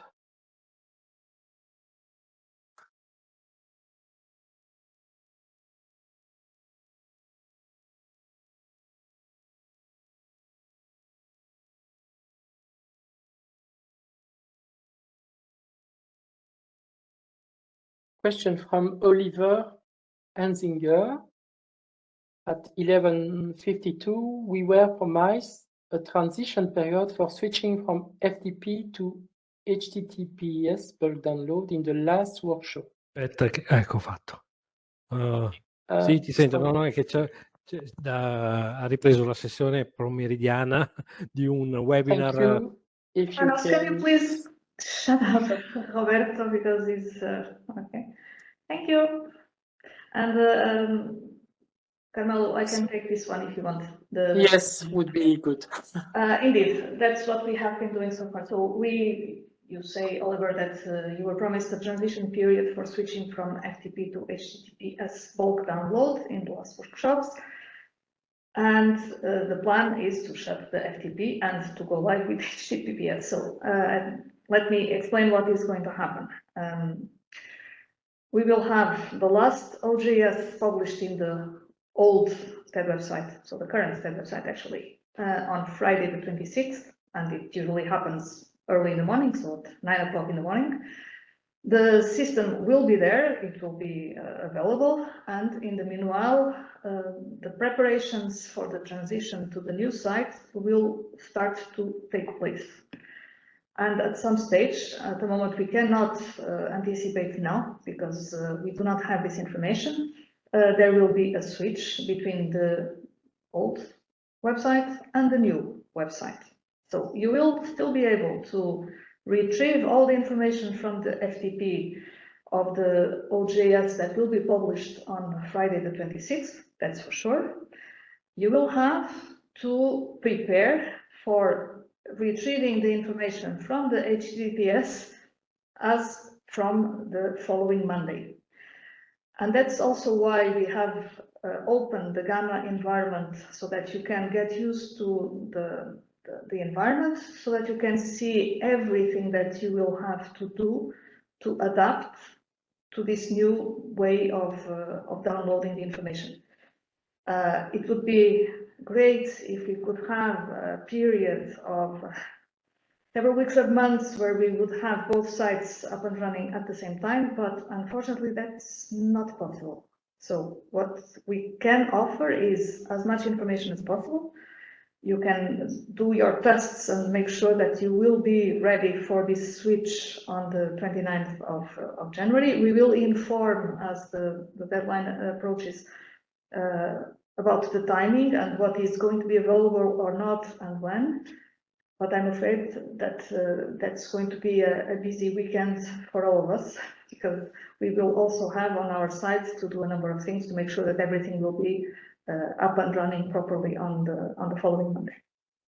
Okay, but as soon as we have more information about how it's going to happen, when it's going to happen, we will of course share it. But OJS of the 26th published in the morning on Friday morning, no problem with that. You can retrieve it in the exact same way as you have. The OJS of the 29th, you will have to use the HTTPS bulk download as from Monday, and hopefully you will have prepared for doing that with the less trouble. Okay.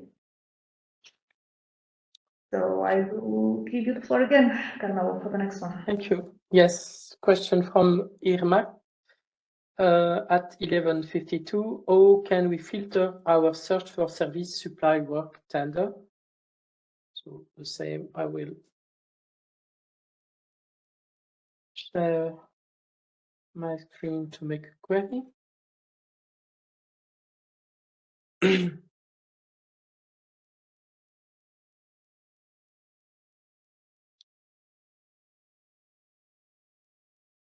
So via advanced search,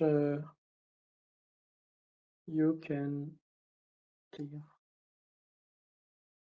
Here, via nature of the contract, you can select service, supply, works, combine, order. So, for example, services, I click services, search, and I get the result of notice, which are services. Main nature of the contract, services, as you can see in the result.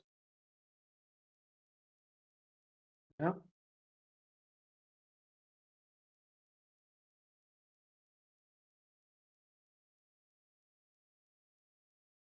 Next question from Stefan Inz at 11:53. Will API v3.0 notice search continue to work? No. You have to be prepared to go live. You have to prepare your system to switch at the go live. From Ruth Sanchez, how can we filter our search for service supply work current tender? So I just make the demo. It's the same. From Florian Wasmeyer at 11:59, will you provide the material you presented today on the meeting protocol? Yes, normally yes.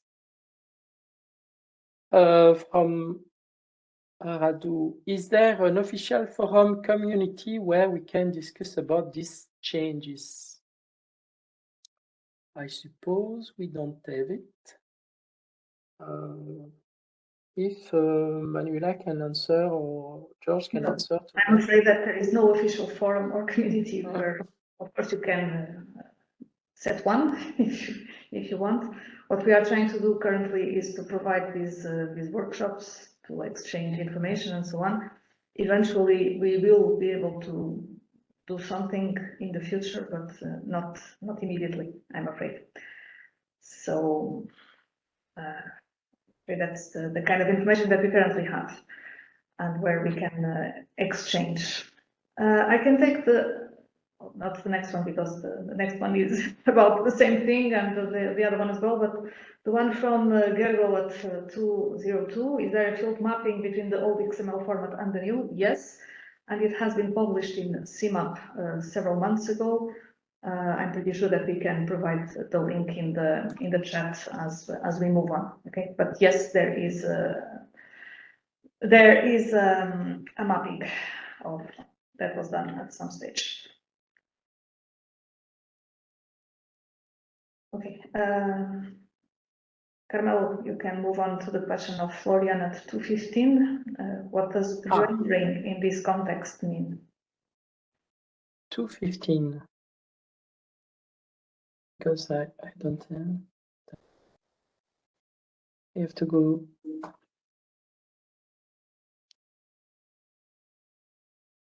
215. I'm sorry. Is this question is to beginner, but what does rendering in this context mean?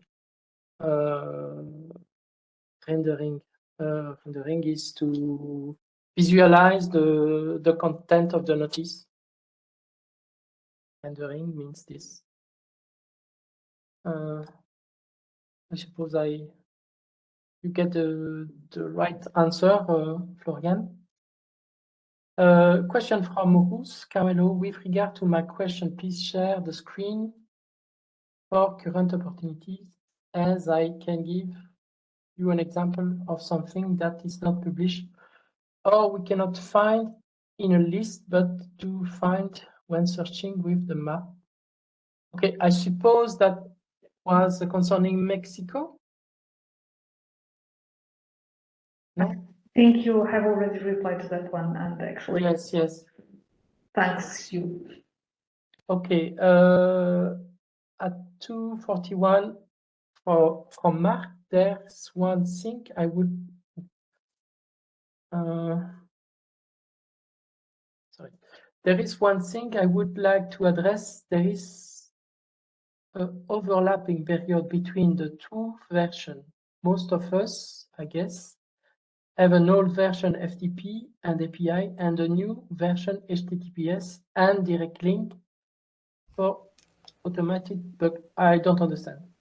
Hello, sorry, this is Hello. Mark. I continued this at 1444. It's about an overlap of like 1 week where we have there won't be any more FTP download, but there will still be TED schema XMLs. And yes, I think this will create a bit of extra work for most of us, as we have like 2 workflows in place, I guess. At least. No, I think you don't understood. So today, yeah, you can download packages where you have old schema notice and eForm notice. You can do that even today. The 29, you will use the new TED portal, and to download the package, you will use another URL to download the package, but the content will contain TED schema notice, old format, and eForm notice. So I don't understand. Yes. I was just I thought that the old schema XMLs won't be there for very much longer after this. As you said, there is like 1 week, because after this, almost no old schema XMLs will be there in the HTTPS download. Yes, there will be. My colleague answered, and he mentioned that there will be some old XML from EU institution until, I think it is until June. But Okay. there are few. As Mark is saying, there will be very few. Okay. Yes. Okay, thanks a lot. Yes. Yeah, thanks. Bye. Yeah. Thank you. A question from Samuel Dulder at 2:44. Maybe an unofficial form as a question to the other user. Yes, of course, the users are free to organize themselves if you want in an official forum. That would probably be a good idea. As I said, we currently do not have the possibility to offer this. So maybe you can organize yourselves in an unofficial way. That would be great. Yes. From Mark, I think that answer to that question at 2:44. Another question from Paul. Speed mapping between the old XML format and the new.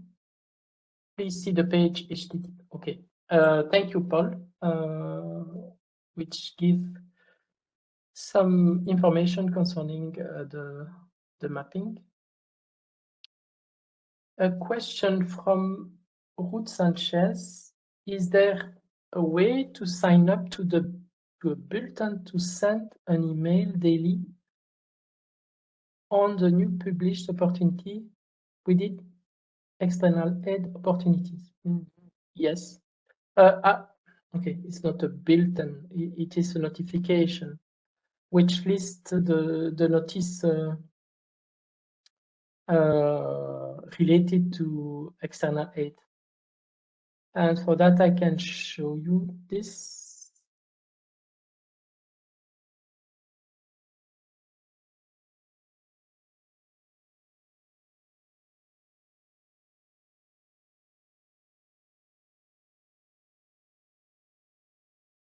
So for example, I will try to make the same query.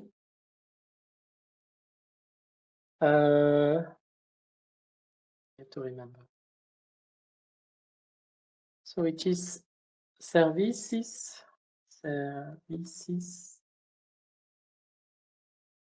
Here there are contract notice.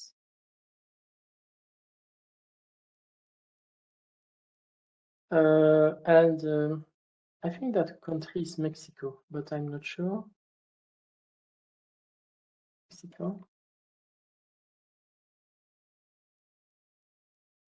And coming from external head.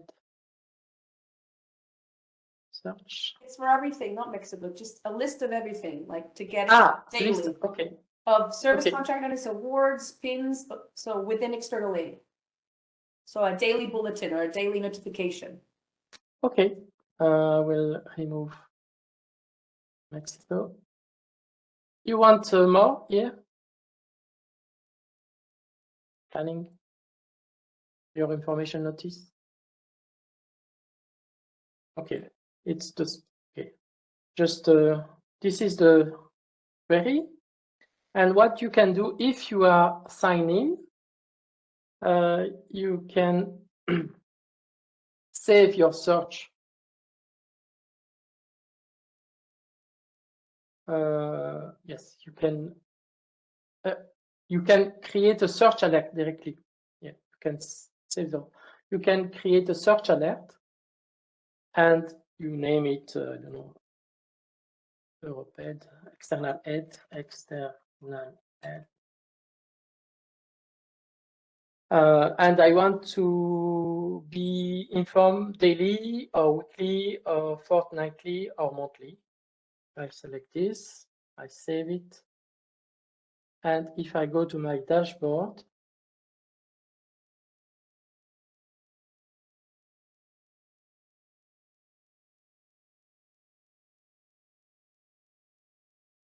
okay, I have my search alert here. And the frequency is daily. Voilà. So you will be informed every day of a specific notice you are looking for. And that is saved that is sent an email with the publications, or is it saved exclusively in your dashboard? It is saved in your dashboard to see what are your alerts, but you will receive every day a notification showing the list of notice published which fit your query.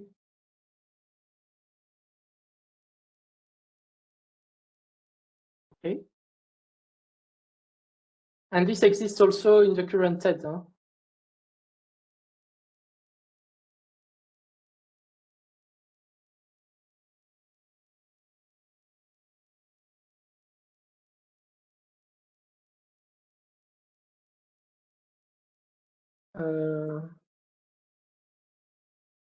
A question from Florian at 253. Is there an eForm template where every field is filled out so I can test my system on this sample eForm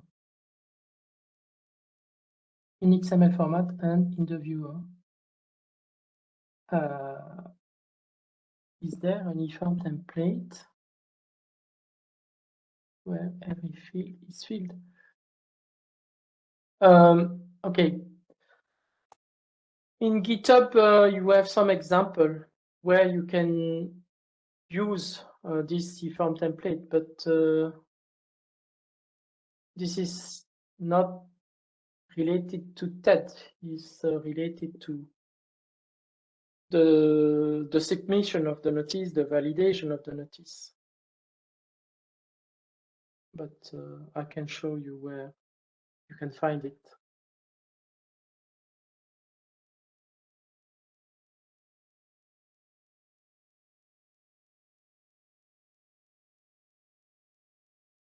So if you go, you see my screen, I suppose, yes.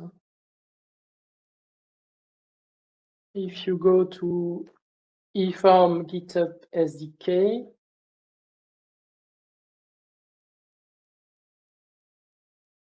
you have a section where there are some examples.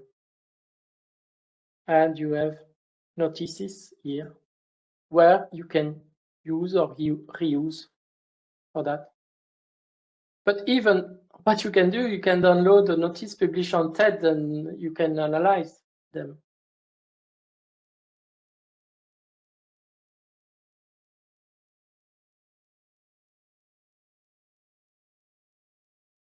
In any case, I'm afraid that we do not have an eForm that is filled with all the information possible that we don't have. We have examples, as Carmela was saying, but we do not have something that would have all the information.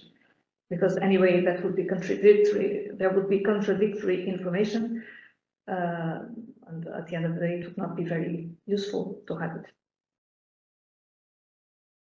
So that's the answer we can give. Okay, Carmelo, I think that there are no more questions in the chat. So maybe we can move on to the questions that were raised before the session that were sent to us by the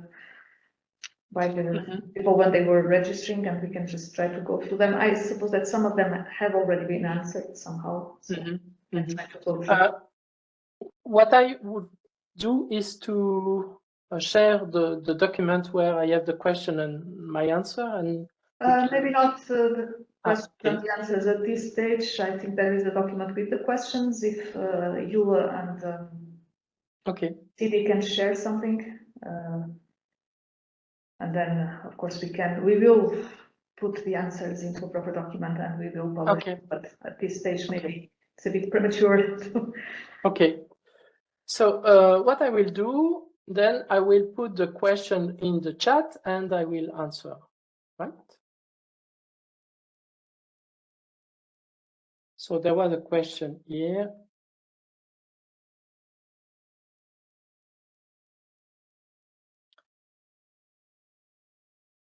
This was the question. The question one, with the FTP, we could list the folder to see what if today bulk package was available. What am I supposed to do now? Should I just try to retrieve, etc. So what I suggest is first you download the release calendar, and to do that you in the presentation you receive the list the format to get the direct link. Then based on that you will have the publication, the OGS publication number and the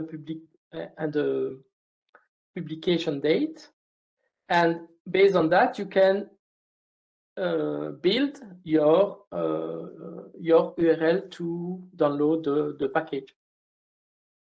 This would be the process to retrieve the package you want. And the question 2 is, okay, I think it's the same user, but I don't. Please put the name of the user if you don't want. Okay. It's Spiridon. To reduce continue reference several times is boring. Okay, I think that the method I provided, it's easy.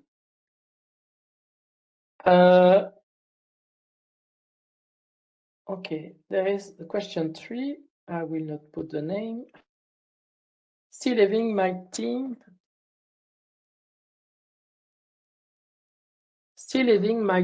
of software developer configure the new HTTPS bulk eForm XML collection process to replace the old FTTP. It's not really a question. Question 4.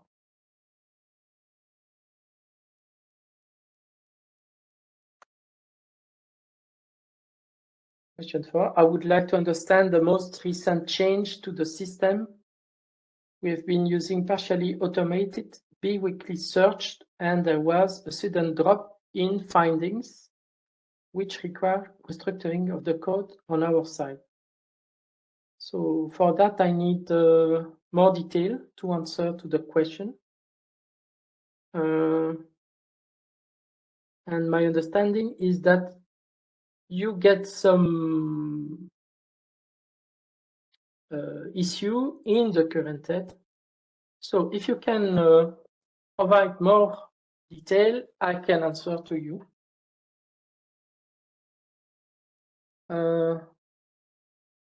Okay, there are some, I don't know if there are questions or not, but I can put this. I do not have much. Okay. Another one is setting up the daily TED data result. Okay. If someone can provide more detail.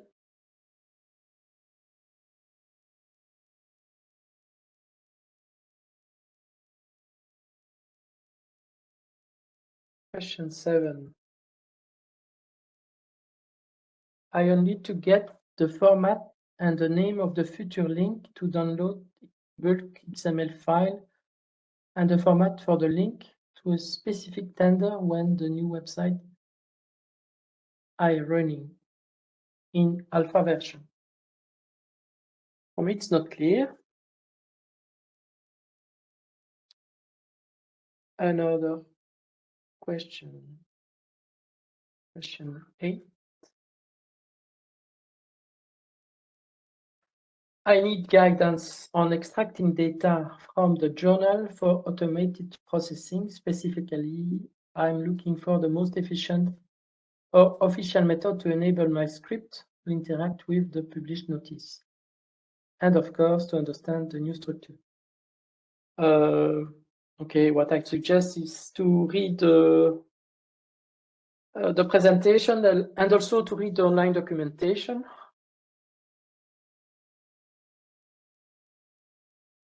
The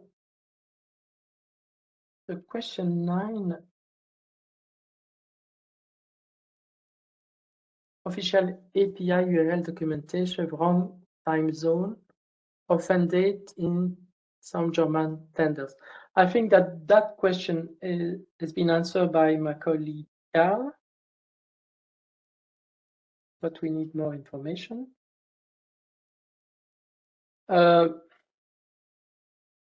Concerning the official API URL,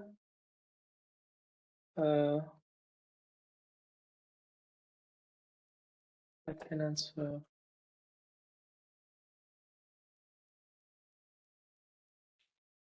So I put in the chat the official API URL, the documentation, and the URL of the official Swagger documentation.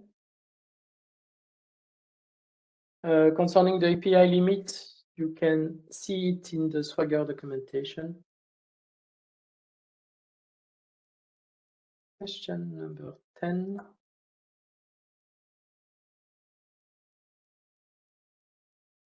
Search field not working in queries. Not all notices use the new XML schema.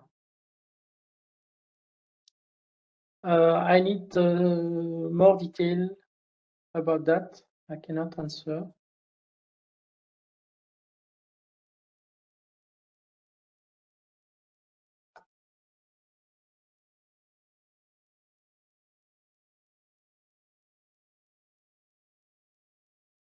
The question 11. We see a lot of what we think are non-compliant e-form being published. It's not clear. Yeah, that we addressed already. There was a question during the presentation today about non-compliant e-forms, if you can provide us with further information, further detail about the non-compliant forms that you are encountering, we can share the information with our colleagues from DigiCrow, and we will see how we can deal with that, or how they can deal with that, if anyone can deal with anything. Okay.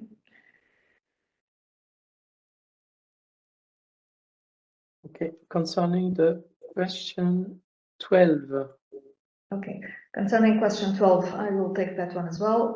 This is mainly policy or legal information that is at stake. We are not really here to respond to issues related to policy and legality. We will address this separately. Okay, we will reply to the person that raised these questions, and we will indicate all the information, because it's really about the legislation and the application of the legislation.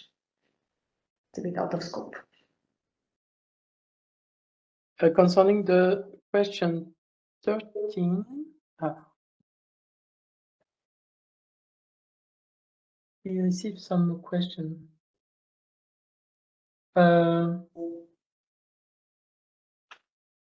Okay, a question from Fleming Matson.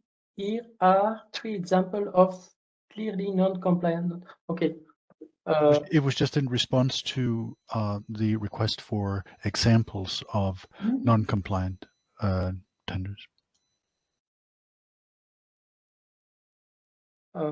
Maybe we can manage this later.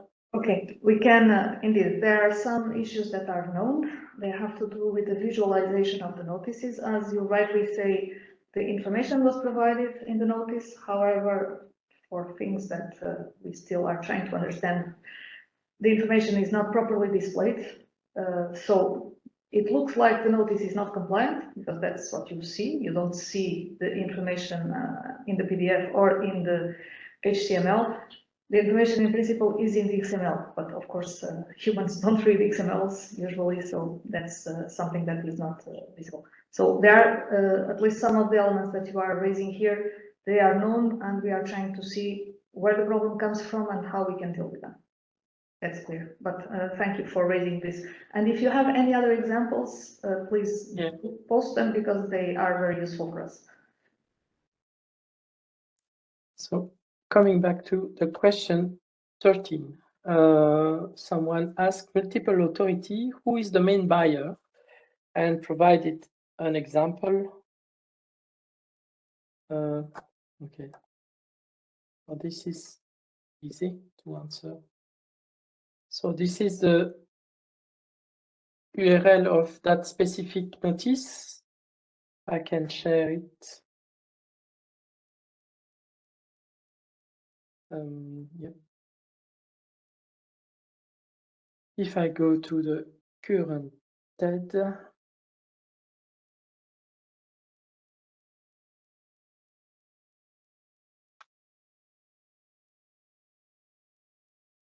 so this is the famous notice, and the question was, what is the buyer? The buyer is this one. And there is a section organization where we have org01, and it is the buyer. It is the organization provided, but this is the buyer. But org2 is only a review organization. So the answer is in the notice.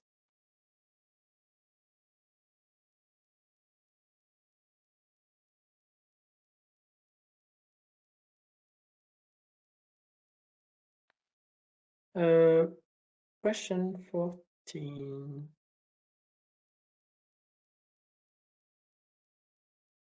Yes. So the question is this one. It's unclear how I need to subscribe to a published call for tender in order to receive notification of change, update, Q&A, etc. So I can share my screen and show you how to proceed.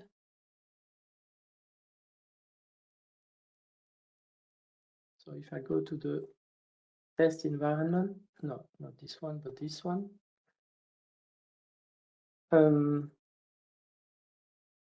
And I make a specific query.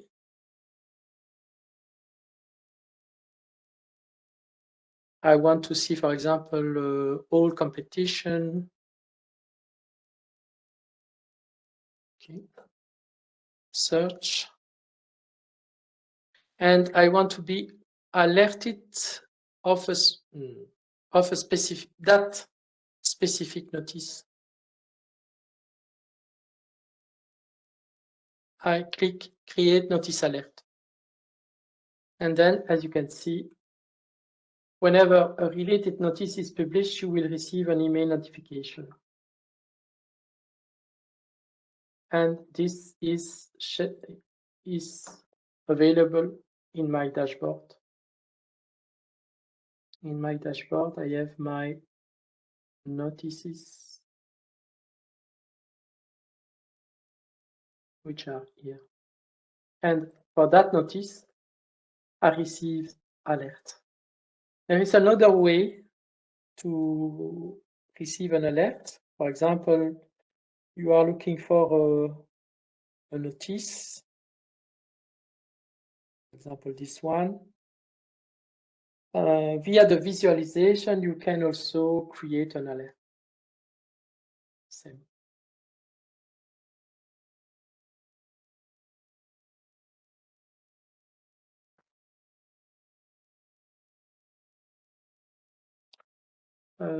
Question number 15.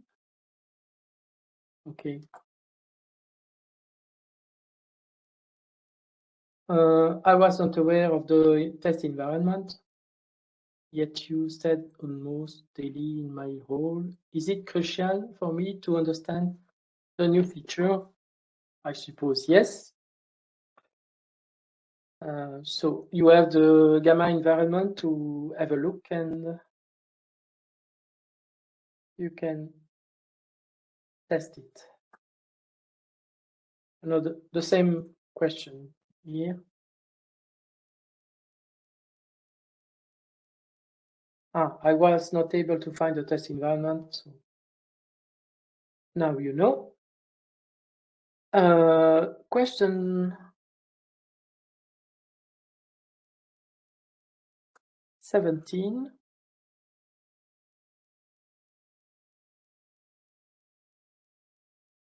Very specific. Okay, I can take this one as well, Carmelo. So the first part, what do you mean by dedicated test environment? That's what Carmelo has been showing, what we call also the Gamma environment. So that's the test environment that is available for testing. And for the remaining questions, they are the same as question 12, I think. These are really policy or legal questions. We are not going to address them now. We will leave this workshop for questions related to reuse, and we will address the policy questions and legal questions separately. Okay, we will provide an answer, but maybe not here. So, Carmelo, you can move on. Yes. Question 18. So it's newcomer on TED. Welcome. Another. Oh. Concerning the question 19, I think that. Okay, I'll take the 19 as well. I will not comment on the disaster part. Okay, so the question is about multi-part procedures and what happens if you have 102 parts, and all of a sudden you have to change something and you have to intervene on the 102 times, and why this was done like this. I'm afraid that this comes from the regulation, the eForms regulation. We implemented the eForms regulation according to what was defined there. We will anyway signal this information to our colleagues in DG Growth. They will have a look. In any case, this is not really a question about the reuse of data. It's more a question from someone who needs to input the data, and we have separate channels for dealing with that. Okay, but in any case, we take note. We will provide this comment to our colleagues in DG GROW, and we will see if there is any way to make it a bit more simple. I see something that says that that system works very slowly, locks up and prevents work during the working hours of public entities. Not really sure if you mean the TED system, the TED website, the TED applications that are used to receive and to process the notices. If you are talking about the production environment, the acceptance environment, the test environment, so it's a bit vague. If indeed there are issues with well, first of all, the TED website, because that's what we are talking about here, or any of the applications that are needed to send notices for publication, please let us know. And if you can provide specific information about what is wrong and what are the periods during which you have these issues, then of course we will try to adjust them. And we will hope that it's not as disastrous as you mentioned there. Carmelo, you can move on to the next one. Yes, there are some questions in the chat from Samuel Dulder. When is the next workshop? Cannot answer to that, and I think it is the latest. For the time being, there is no other workshop foreseen. As I said at the beginning, we are trying to put in place some kind of better way of communicating with the ones that reuse their data. It's possible that we can consider other workshops, and if so, we will announce the dates. Okay, for the time being, it's true that we don't have any new date, but it's something that, given the interest that obviously there is around about what is going on, we will try to think of something, of a way to keep on this kind of exchanges ongoing. Okay. And there is another question from Laura Benito. Where can the shortlist be found if they are not specified in the award notice? I don't know. I cannot answer to that question.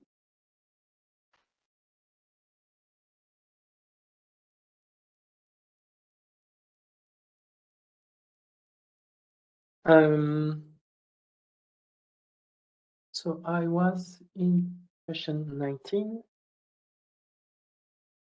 Question 20.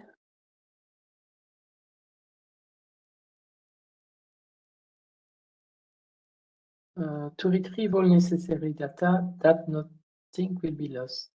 I don't understand.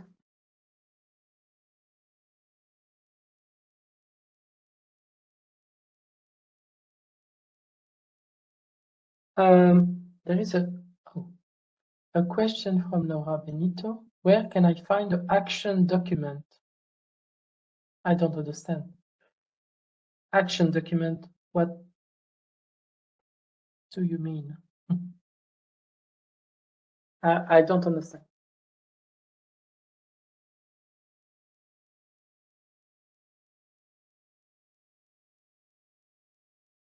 Question 21.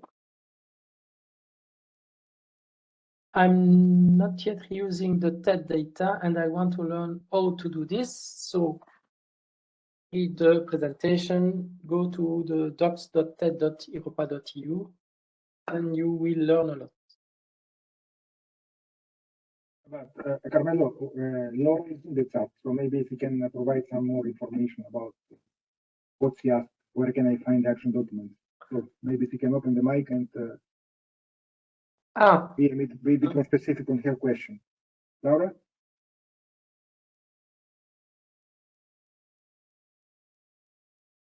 Action document, action 5. Action 5. Can you please open the mic and yes, it's probably better if you open your microphone and explain to us what an action document and action fiche is, because we really do not understand what you are referring to. Hello, everyone. When I mean the action fees is the part of the multi-annual plan regarding the specific project. I'm afraid that this is not something that is published in TED. It's the document we searched before the prior information notice.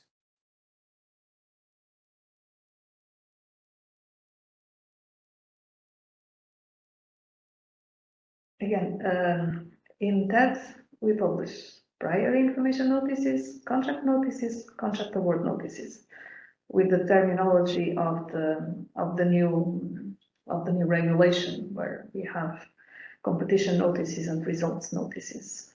Okay, the multi-annual documents and so on, they probably are referred in the prior information notices, but as such, they are not published in TED. So most likely, in the prior information notices, there is a reference to these multi-annual documents or action files, but I do not really think that you will be able to find them in TED as such or through TED. Okay, thank you so much.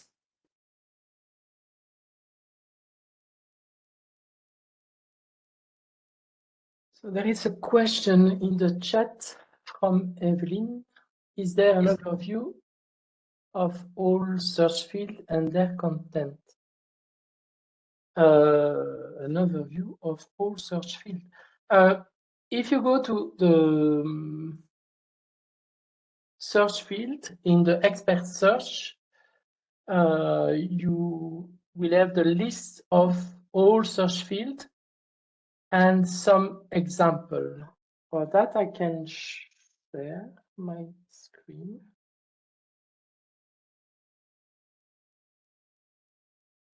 So if you go to the expert search,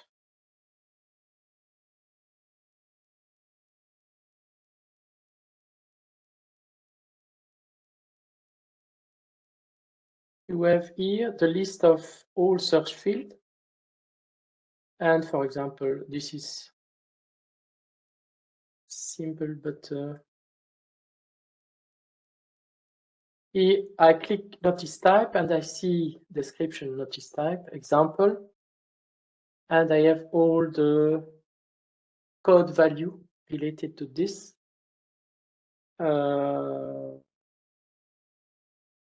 Main classification, for example, if I click main classification, I will have here on the right. It is very slow.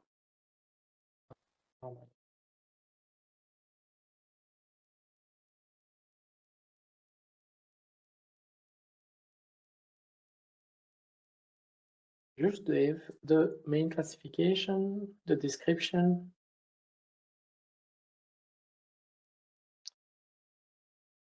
I don't know what happened. Ah, okay. Okay, my main classification. Maybe we need to be more verbose for that. And you have an example.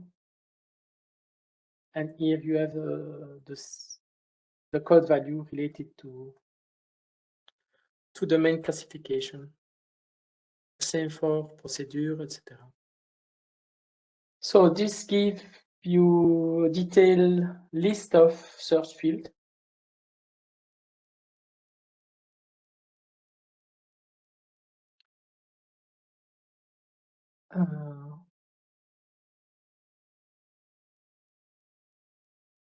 There is a question from Giorgio. What will be the production equivalent to this link? The release calendar. Okay. For the release calendar,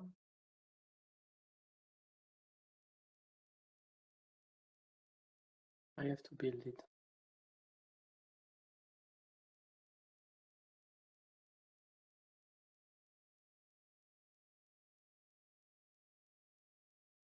But Carmelo, I think it's what you said before. It's when the new TED goes live, the only thing that will be different from this is that instead of gamma.spikes.cloud will be ted.europa.eu / and then the rest is as Gerko put it there, okay? Yes, but I will provide it.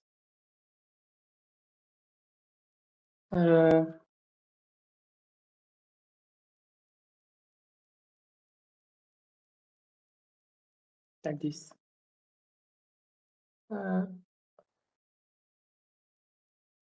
Where will be published the tender below 140K?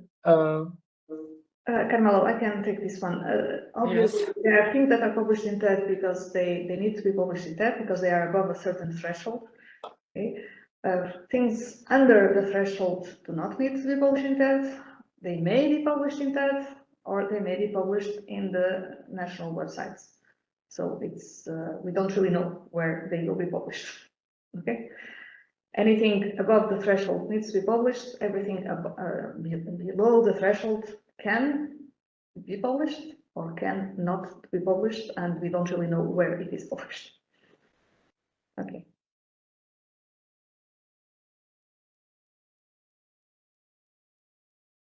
The question 22nd, if available, I want to be able to access to the test environment. So you have access now if you follow the presentation. And there is another set of questions, the question 23rd. Currently, I have no real issue. Good. But I want to have clarified whether our way of obtaining the daily package and notice is okay. So first, read the calendar of the OGS issue number. Yes. Then download the daily package of XML via that URL, and then get HTML or PDF version or via HTTP. Yes. Yes, the method is correct. Other question, do we have a limit for HTTPS to download? Yes, we have. And I provided in the presentation. Can we get the link for automatically download the OGS calendar once every year? Yes. So I provided just above.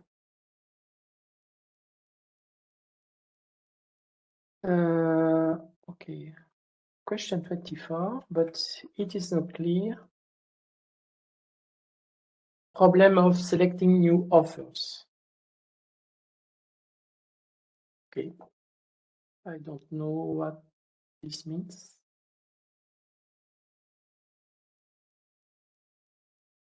Question 25. So how many search profile can I store in my account? 25. Will it be possible in the future to search for a main CPV code without including all subcode? For that question, I answer, you can get the answer in the previous question and answer of the previous presentation.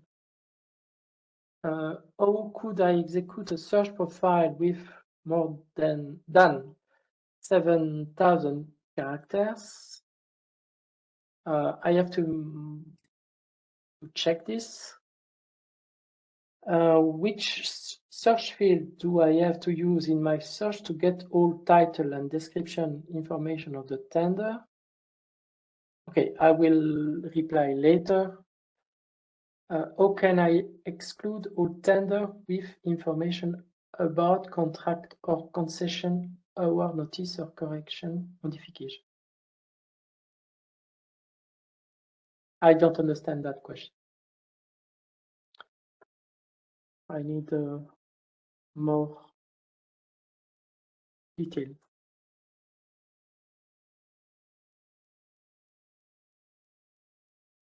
Question 26.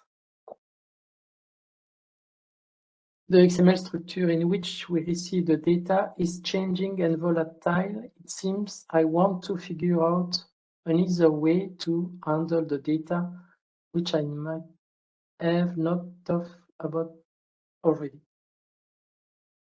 This is not clear, and I don't understand what volatile mean. So I don't understand this. So indeed, if whoever asked this question could try to explain a little bit more what it is, because the infrastructure in principle is stable, as stable as it can be. So it's not changing. There is changes between the old and the new, that's clear. But apart from that, in principle, the XML structure is stable, should not be volatile. And if you can provide us some more details about why you feel this way, maybe we can try to understand the problem and try to come up with a proper answer or solution if there is indeed a problem. Yeah. There is another question from Ilias Lorgat in the chat. Why currently are there less tender on Thursday? I can answer to that because in the current production system, we publish the notice at the 5th day of the reception.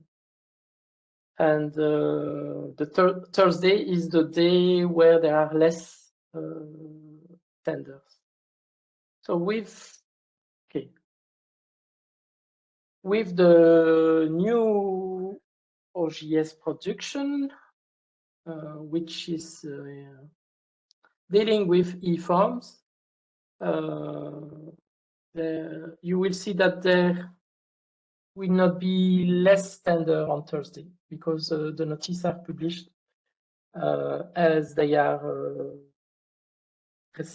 received, except if there are a specific publication date mentioned in the notice received.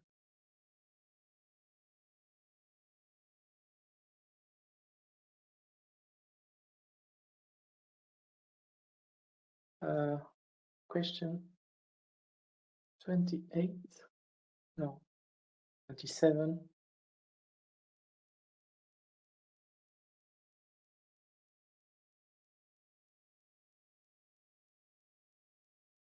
Since the platform update, it has been difficult for us to recognize whether a tender has been awarded or not. Sometimes the corresponding winners are entered under the organization section. Sometimes, however, a winner is listed further up in the announcement, but this is not listed under the organization section.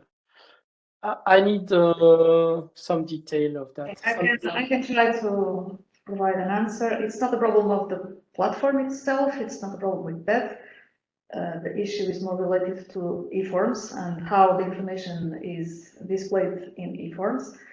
We understand that there are some issues. I said that about 20 minutes ago. There are indeed issues with the way in which the information is currently displayed. There are issues about the way the information is entered as well. We are looking into this and we are trying to figure out a way of better making sure that the information gets in and better making sure that the information is properly displayed. And again, you can provide us with examples, specific examples of cases where you found this, that would definitely be very helpful. But apart from that, we are aware of some issues that have to do with the way in which the information is collected in the new eForms and the way in which the information is displayed as well with eForms. And for the list of previously awarded contractors, that I'm afraid that I do not understand either what exactly you are aiming at. So if you can provide us with some details about it, that would be great. And I think we reached the end of the questions, right? Yes. Yes. And yeah, we still have a couple of minutes before we close. So if anyone from the audience would like to still raise any questions related to the new TED website or related to the way the information can be retrieved, the new eForms can be retrieved, well, that's the moment. If anyone wants to take the floor.